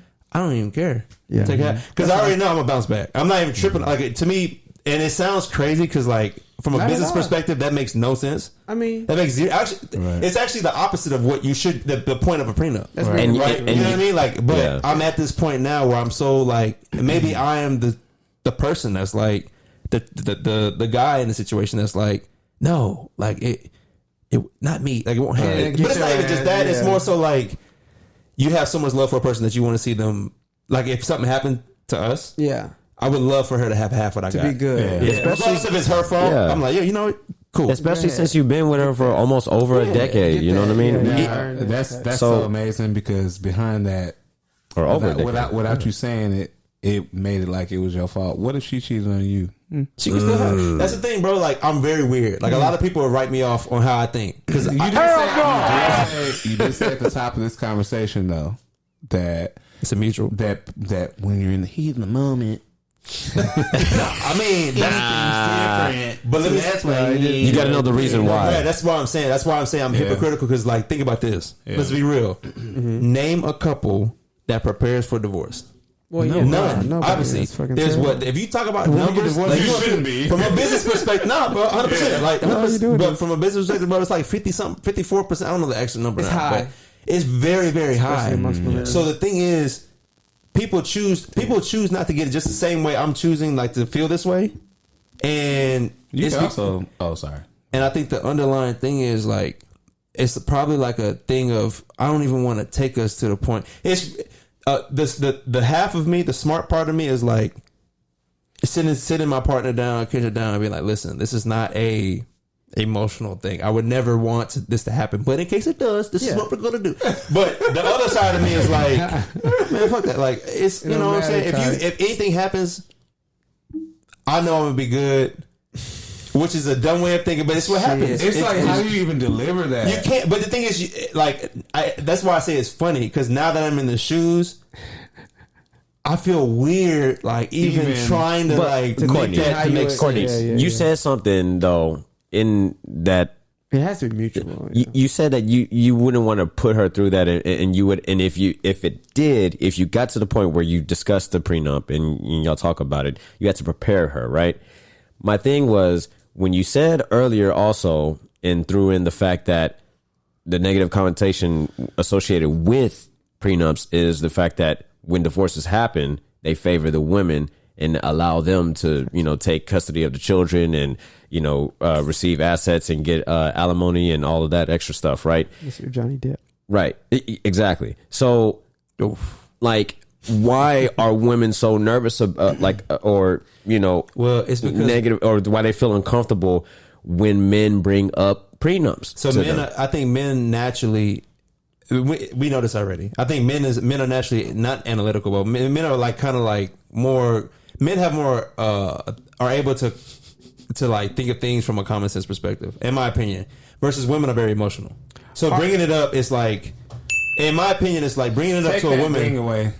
That goes directly against what you said. Was like, wow, that almost sounds like a bad business idea. But I love you so much that what is that? But let me wait. The reason why I said that I wouldn't. No. I'm answer that. The reason why I said I wouldn't. You hit that. The only emotional hesitancy I have is going through the process of having to explain what I initially said to y'all. You know how smooth I said it to y'all in the beginning of what a prenup is and how it is. Right. Y'all can take that. Y'all can understand it. It's cool. Doing that to a woman is probably going to take like 20 times because the first thing they're going to do is emotion. Like, oh, okay, but it's still like even though it's just a mutual thing, it's still like that's crazy that you're looking at it like it's an emotional reaction. Really, that's a lot straight up logic. Question though, like, no. He's speaking logically. Like that's a very touchy. I'm putting myself in a woman's shoes in a heterosexual relationship at that. Well, clearly you're not. Let me close my eyes. Yeah. Hold on. Let me try to close my eyes. Okay. I got a pair of Louboutins weed. Come on, sis. 14 days off. Right. Sickening blonde. It's laid down. It's platinum blonde. It's crazy. Yeah. Look, we got to promote him. We got to get him there, Dino. Yeah, come on, sis. Come on, girl. Dior. There you go. Everything. Okay. Heels. Makeup, specifically lashes, nails. You just went to brunch. Straight from Galleria. Hold on. I need to feel on my nails. Let me nails. really get him there right quick. I feel my lashes are falling off. Come on. All right, are you there? I feel my lashes are hanging off. Come on, Queen. All right. Tell us. I'm not Queen now. Pushing it. So let me think. You presenting. Okay, so you already been paying Hey, babe. I've already been paying for your lifestyle because I'm Iman Shumpert. I'm just right. Yeah. So I'm Iman Shumpert, and I'm here to present you with a prenup after I've been paying for your life. Now before we start this prenup, he's setting it up in favor. Oh yeah, let's role play. Understand that. Listen, I would never. So you're Tiana Taylor. I'm not. I'm Tiana. Oh, Yeah, okay, I'm not interested. I don't even want to think about the fact that this may happen. I just want to let you know that this is a business transaction. I'm sorry.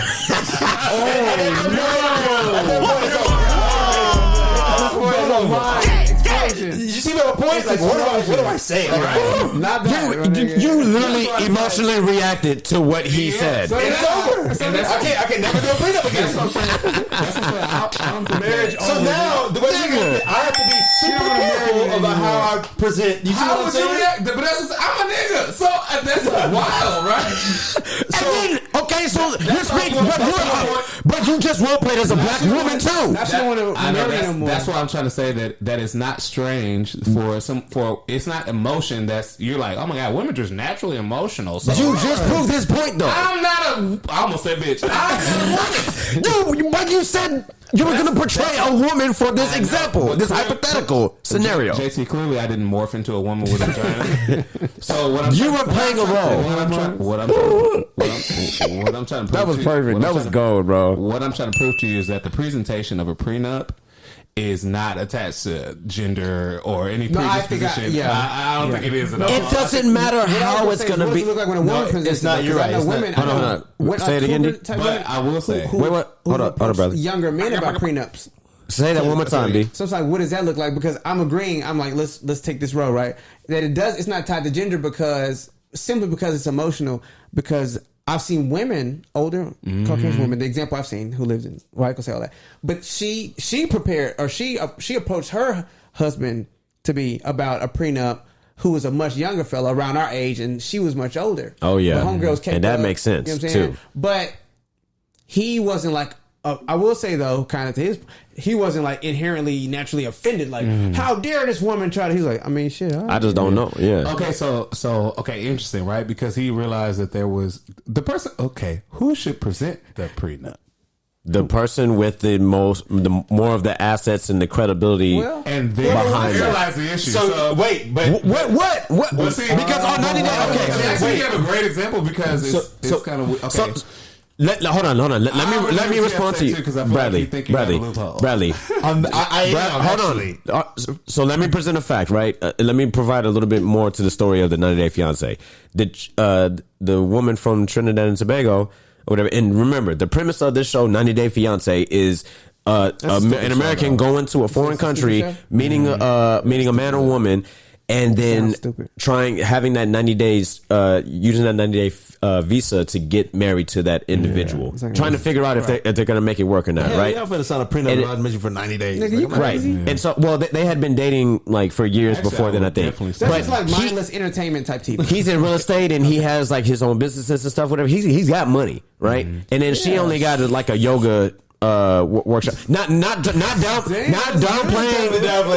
She has a yoga business, but it's not nearly as much as how much revenue that he's bringing in all the time, right? So he has assets. He's the one that's asking for the prenup. So I just wanted to give you the context that aligns with your question, right? So with that said, go ahead, Courtney or Dino, respond. Does that align with my question? Well, it does. You brought up the point of who typically asks for it. So it's a lot of people who have assets are people who have things of like people who have assets. Let's keep it there. Yeah. That's like understanding what a prenup is makes more sense to someone who has something. Someone who does not have as much. You're trying. It's tough to, like I said, from that standpoint. You don't love me, and it goes back to the other like issues of who's making more money, who traditionally makes more money, X, Y, and Z. But I think from a women's perspective, I think honestly and truthfully, this is my opinion, that women want security and they don't want it ever to be like in my opinion, I think women don't want their man to be preparing for what ifs. And I think that's a big thing to talk through. When the what if is because they what? No, wait, Brad. Hold on, let me add to that. Just real quick. Let me add to that. A woman doesn't want. He's right, because this is why women don't like to sign it or don't even like to entertain the conversation, because they don't want them preparing for a what if it doesn't work. You shouldn't even be thinking about that. You should just be thinking about loving me at the beginning of our relationship. So the fact that you're preparing for a possibility of it ending and you're trying to make sure that you're protected, like I'm not prepared to. I'm out. The idea of marriage, and I'm just playing devil's advocate because I would like to also have a it's a transaction. It's transactional, but I don't think it's transactional. It directly undermines, especially in the beginning of your relationship, which starts at marriage apparently for people. So it directly undermines the fact of forever. It's like whatever your definition of quick question. This is perfect. This is exactly what I was going to ask you. It's whatever your definition of marriage is, right? Some people marry for transactional reasons, right? Some people marry for life. I know some people marry for transactional. Wait. Why do people have life insurance? Because death is guaranteed. Okay. Wait. You cheating on me is not guaranteed. And I was going to get married. I'm not finished. I couldn't wait. I'm not finished. All right. Because life insurance there's different types of life insurance. There's whole life insurance that in case that you die while you're alive. I mean, I'm sorry, while you're alive. In case you die. If you wake up dead, then you're dead. You know what I'm saying? There's different life insurances. But you can go to car insurance. Okay. Right?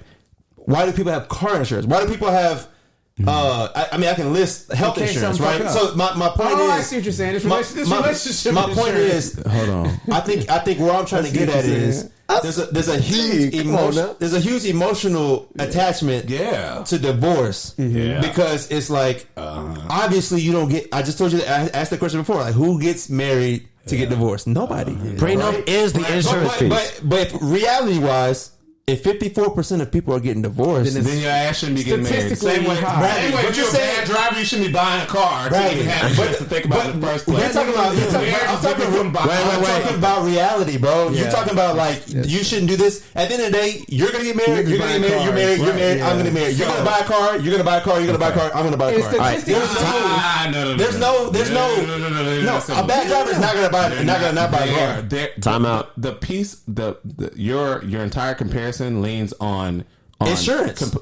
But you don't insure something that is not concrete. Let D go. Yes, you do. Okay, quick interjection. A car is a concrete object. Your love.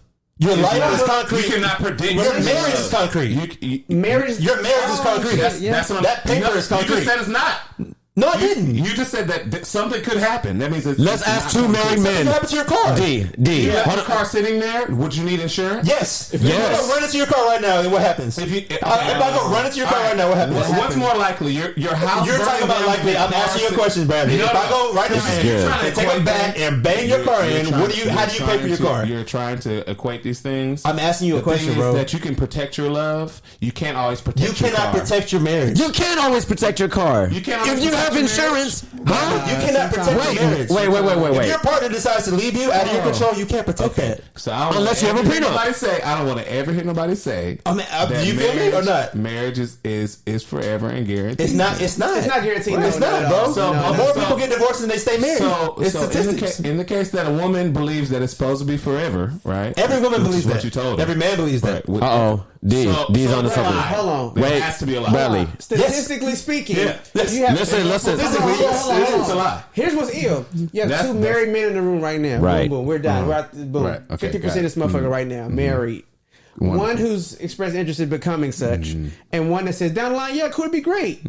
So statistically speaking, we all will want to be married. Statistically speaking, one of us will be fucking divorced. Statistically speaking, right? That's crazy, right? So. To your point, it's real life. That's real life. No one's planning to get divorced. That is. So the question is, that's a curse word. Me and Jen don't even play with that word. If you even think that there's a possibility, you said what, Bradley? If you Bradley, come on. Answer your own question. That's a terrible argument. Answer your own question. Why would you get in the car if why would you drive to work? Darian, did you just hear what Bradley just asked? Nah, and he said, but you just said, why would you get health insurance? Because y'all not even gonna let me explain. Come on, bro. Can you ask your question again? Just for our listeners to listen. I mean, to hear that. All right. Don't try to change it up now. You lost this one. It's not a good. It's not I a didn't go. lose shit. There's just three of y'all that all believe the same thing. Well, two of us are married. So come on, go. Cool. What's your point? Y'all still ain't sure what that it'll put holes in is your marriage transactional? So that's a good question. Wow, damn. Wait, don't. Damn. Come on. That's not what I asked either. So is your marriage transactional? When nobody's marriage is transactional. No. Yes, it is. What? Yes, it is. Mine is too. Come on. No. And that goes directly against your bullshit. It does not. It's exactly what I'm saying. You don't get married to somebody for a transaction.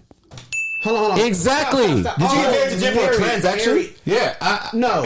So when I said that, it didn't work. My marriage is transactional. But I know people. That's not. My point is not that. My point is when you get married, you can get divorced. When you get in a car, you can get in a wreck. When you live, you can die. Okay. Everything has a possibility of. So you get insurance in case that doesn't. In case that happens. Firstly, take the death insurance off the table because you're guaranteed to die.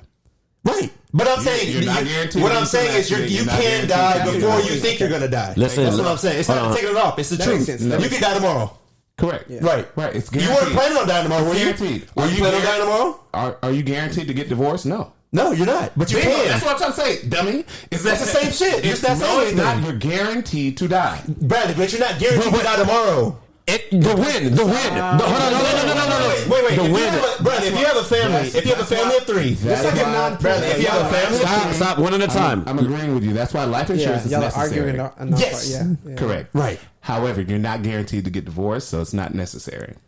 No, but it's also no, Bradley. You're looking at this. It's not guaranteed. So, it's not necessary. it is not necessary. You know, you be nice. You know what also is? Hold on, listen.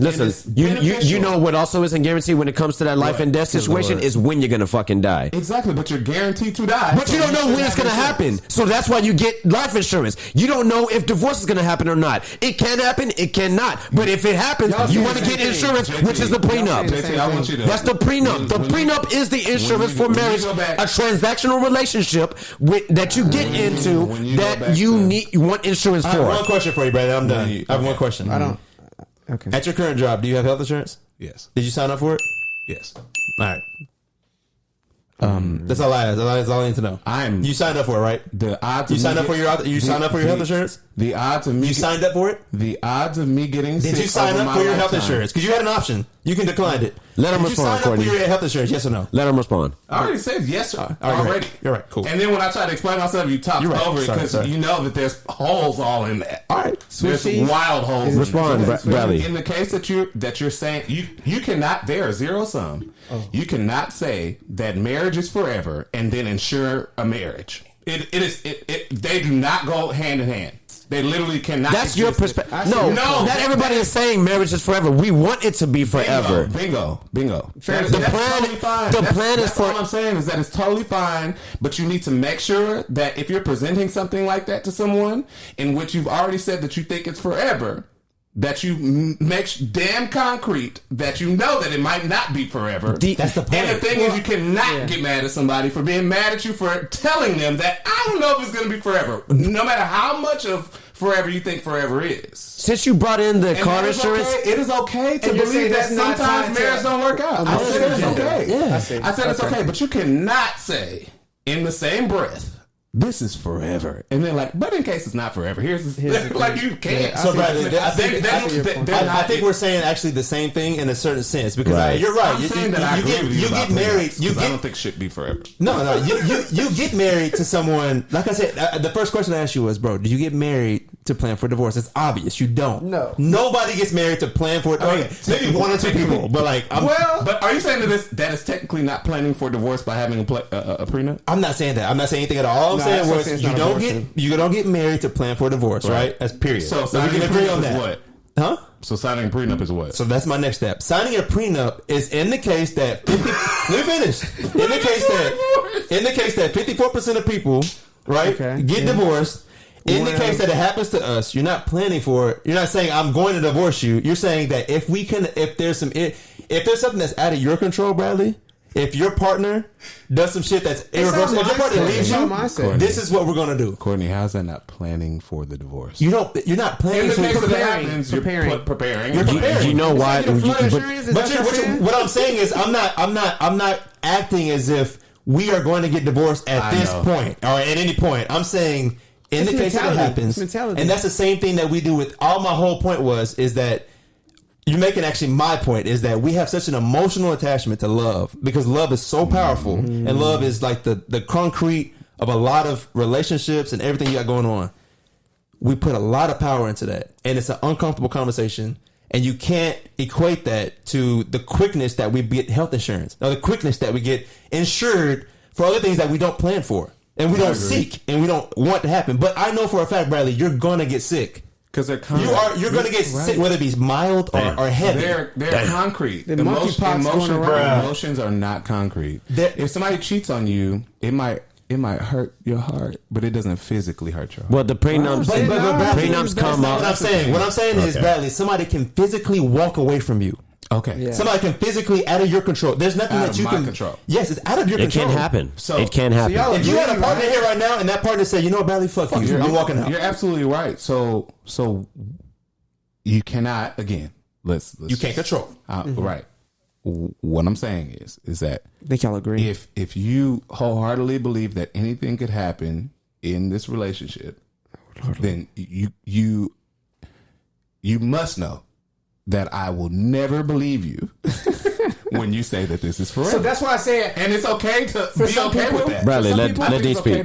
For some people, introducing the idea of a prenup, I think, and that's why it got overspoken because we was all like hype about it. But earlier I said, well, bro, you holler at your girl, you trying to find the right words. Like the words don't fucking matter because to some women, or men, if it's a woman bringing it up, bringing that idea up, that's my whole point. Automatically, I don't want to marry your ass anyway. You know what I mean? No, I get it. It's like, and that's why I said you it's gotta tough. respect that too. I guess on either end, you have to respect it. It's a tough conversation. I have a suggestion of how to navigate. So after playing devil's advocate here, and I've already said that I would prefer a prenup myself. Interesting. Yeah, I've said it Why? 4 times. Why? Why? That's how I know y'all don't listen to me. No, I heard you. I just like to argue. I mean, it's a good argument. I don't remember you saying that. I'm not saying you believe. Do you remember him saying that? Yeah, I heard him. He said it. Oh, okay. Yeah. Anyway, I have a suggestion. It's like, hey, in order for this to last forever. Oh God. Come on now. How about we have these terms that are so egregious 2 passes to cheat that it makes us stay together for the rest of our lives? That's how I want to present. That's an upgrade right there. So that's like a landmine. Like, so that's actually, but the thing is, so that's actually that beautiful. forces you to be You know together. what? But It also, is? that's also unhealthy. That's terrifying. Yeah. Because You're controlling. I want to cheat. Yeah. No, it's not that. But you know what it is, though? This is what I've learned to realize. Like, the older I get, a lot of things that I said I would never do in my life, especially like at the point that I am now, and I'm not even married yet, but I'm like, I'll never do this shit. I've done things that I never thought I'd do. Yeah, facts. So I'm not saying I know myself, and I think we all are similar, right? We love hard. We're good people. We're very good people. Well, I think we don't give enough credit to the 54% of people who got divorced. There are some dope ass people. People that we know. I've seen people not work. I was like, y'all are fucking amazing. Nah, people. it just happens. Together, people, and the thing is, you can't. And that's why I say it's a tough conversation because you cannot fathom in 20 years, and 30 years, and 40 years that you and your partner no longer get along, no longer really want to be in the same room. X, Y, Z. I grew up with 2 parents that absolutely loved each other. I don't know the secrets behind the door. Yeah, but to y'all, but they love. Like, all I know is a complete marriage. Good, yeah. So for me to have this like understanding of what a prenup means, it's actually, like I said, it's kind of hypocritical. It's like, honestly, the way I truly feel is that's why I came out and said like I wouldn't have it because it's like, so you wouldn't get one. So I wouldn't get one. Even you would not. I would not. Because he's been with his girl forever. Yeah. And on top of that, like he's developed a mindset where he's just like, you know what? That doesn't even matter to me anymore. Like, so he's changed as a person, and on top of that, he's also spent so much. He's invested so much time, energy, effort, money, all that shit. Anyways, and so he's just like, hey. So actually, Bradley, it is forever with with Courtney and. No, it's like a devil's advocate. But also, fuck, I just forgot exactly what I was going to say. I was going to say, what you ended on, you said... Keep thinking, and I'm going to go and get my perspective. Yeah. That it's funny because you say, okay, all that hoopla, I wouldn't get one. I want that shit. And you actually, I want one. Fuck yeah, I like that shit. I would not get one now. Obviously, I'm married already. Why backtrack? What do we have that's even worth doing this? But if I had black room already, and that motherfucker was already, it took off, it was already some shit. Mm-hmm. You know, or back then it was by a different name. Let's say I had that popping back then, right? The embassy, I had Creative Embassy going. And then we come to get married. Likely because of the way we came up, we met our ladies in college and we were already plugged in. We grew up together in a sense. And so she would have probably been around or had a hand in helping or something. But if not, you damn skippy. I would have no problem with bringing that up conversationally because we've already had conversations about a lot of shit. Yeah. You know, your partner. You should. That's why it's dangerous. That's why it's dangerous to fully not have any sort of assets coming from both parties when you're courting someone. So we just spent 15 minutes talking about Iman Shumpert talking about, you ain't, if I got money, you ain't got to worry about because then it's difficult to present a prenup, right? Yeah. And the thing is, you had better not care if she takes you for everything you're worth. Then that same person who doesn't believe that somebody should work or you know or provide anything, you're also saying that that okay, even though I will pay for you, everything mine. Yeah. That's a great point. And I think that's kind of how even though I'm gonna pay for you, what? Everything mine. So like everything mine. You don't have what I give to you, it's still mine. So come here and marry me, slave. Yeah. No, it's kind of like from the Shumpert perspective. I'm like, if you got bread and you're saying to your girl like, you ain't got to provide this one. The prenup, like I said, it's mutual. You should not have a problem at that point telling your girl to her face straight up, if something ever happens, you have half of what I got. Right. It had better be the same. Straight up. Like, if I'm telling you I don't need you to provide, I need you to stay at home. Energy. Yeah. Like, yo, you gotta love her more than what could make y'all break up. You gotta love more than what could tear y'all apart. Question: what if this woman was just a scandalous piece of shit? And her booty stunk, and she couldn't cook worth a damn. Goodness. And she ain't really give you no coochie, and she wasn't really like she gave you. She was a bells and whistles. You get married, no prenup. And that shit fell off after that? Or prenup, whatever. And you're like, let's say prenup, he's Iman Shumpert and da-da-da. And he's like, she's not pulling her weight. Or let's say whatever. Relationship goes sour. She still deserves that 50%, even though she was the opposite of helpful. Let's say she cheated, she did all wrong. She still deserves that 50% back. This sounded like last week. What if he comes and bitch slaps you at the bar? This percentage doesn't go down based off her performance. So two things. One, people have not everything. That's a lot. What if one of those things does it go from 50% to 40? That's what I'm wondering. You can write that into a prenup. That's what I say. People have stipulations in the prenup. That's two. Automatically. Yeah, girls have that all the time. I mean, people have that all the time. Men and women. But two, like I said before, and I'm gonna end it like that. I think if you love somebody that much, and it is what it is, and you have the conversation, the love that y'all have, the fact that you want to get married, that has to be greater than anything that could tear y'all apart. In my opinion. Yeah, y'all's commitment. You know what I'm saying? Like, so the cheating and all this stuff is like, if that happens. Yeah, most of the time the woman already know if he gonna cheat on her anyway. Yeah. So, and with that said, be happy if a nigga come up with a prenup. I'm like, yeah, let's work out your cheating plan. Great. So when you cheat, right? So when you cheat, I get what? Right. Hey, the city boy is up. 50%. Shit. The city boy is up 1,000, baby. All right, and with that said, that was a great discussion. I think we covered a lot, and I think it's safe to say that we can put a cap on that segment and a cap on this episode. Let's go ahead and get into our traditional segment, the toast. All right. Do you have anything in your yeah, I got a little something here. You got a little some of your coffee mug there? I got some. Is that an espresso shot or a? This is a little. Well, I have a little bit of the.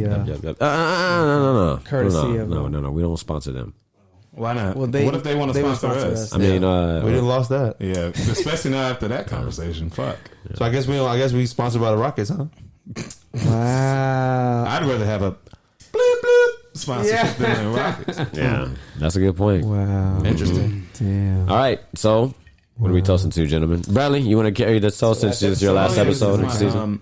This goes to prenups. loving passionately, not passionately. That's not a word. This goes to loving what you love passionately, being who you are passionately, arbitrarily, and not mentioning the Kardashians once on this episode. Hey, except just now, right? Damn, they still make their way in. Right, failed. Cheers, gentlemen.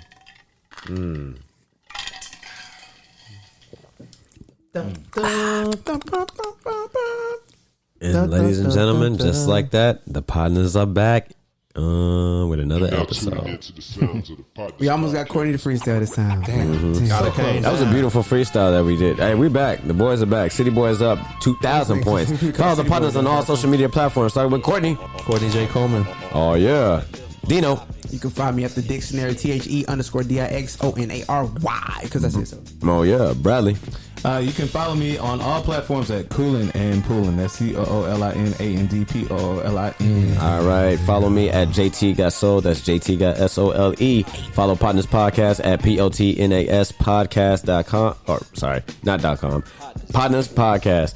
On Instagram, TikTok, Twitter, Facebook, YouTube for all of our latest content. Remember, our audio episodes come out every Monday and our visuals come out every Thursday. Visit our website, www.potnaspodcast.com to stream all of our previous episodes and leave us a 5-star review if you enjoy this shit.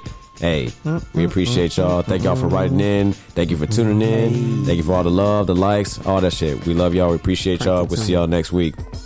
Oh, yeah. Oh, yeah. Peace out. Peace out, gang. Uncle Jim, check out the car. All right. God damn it. That sound like you gotta wait till we. All right. You supposed to mute we us out. and crank it.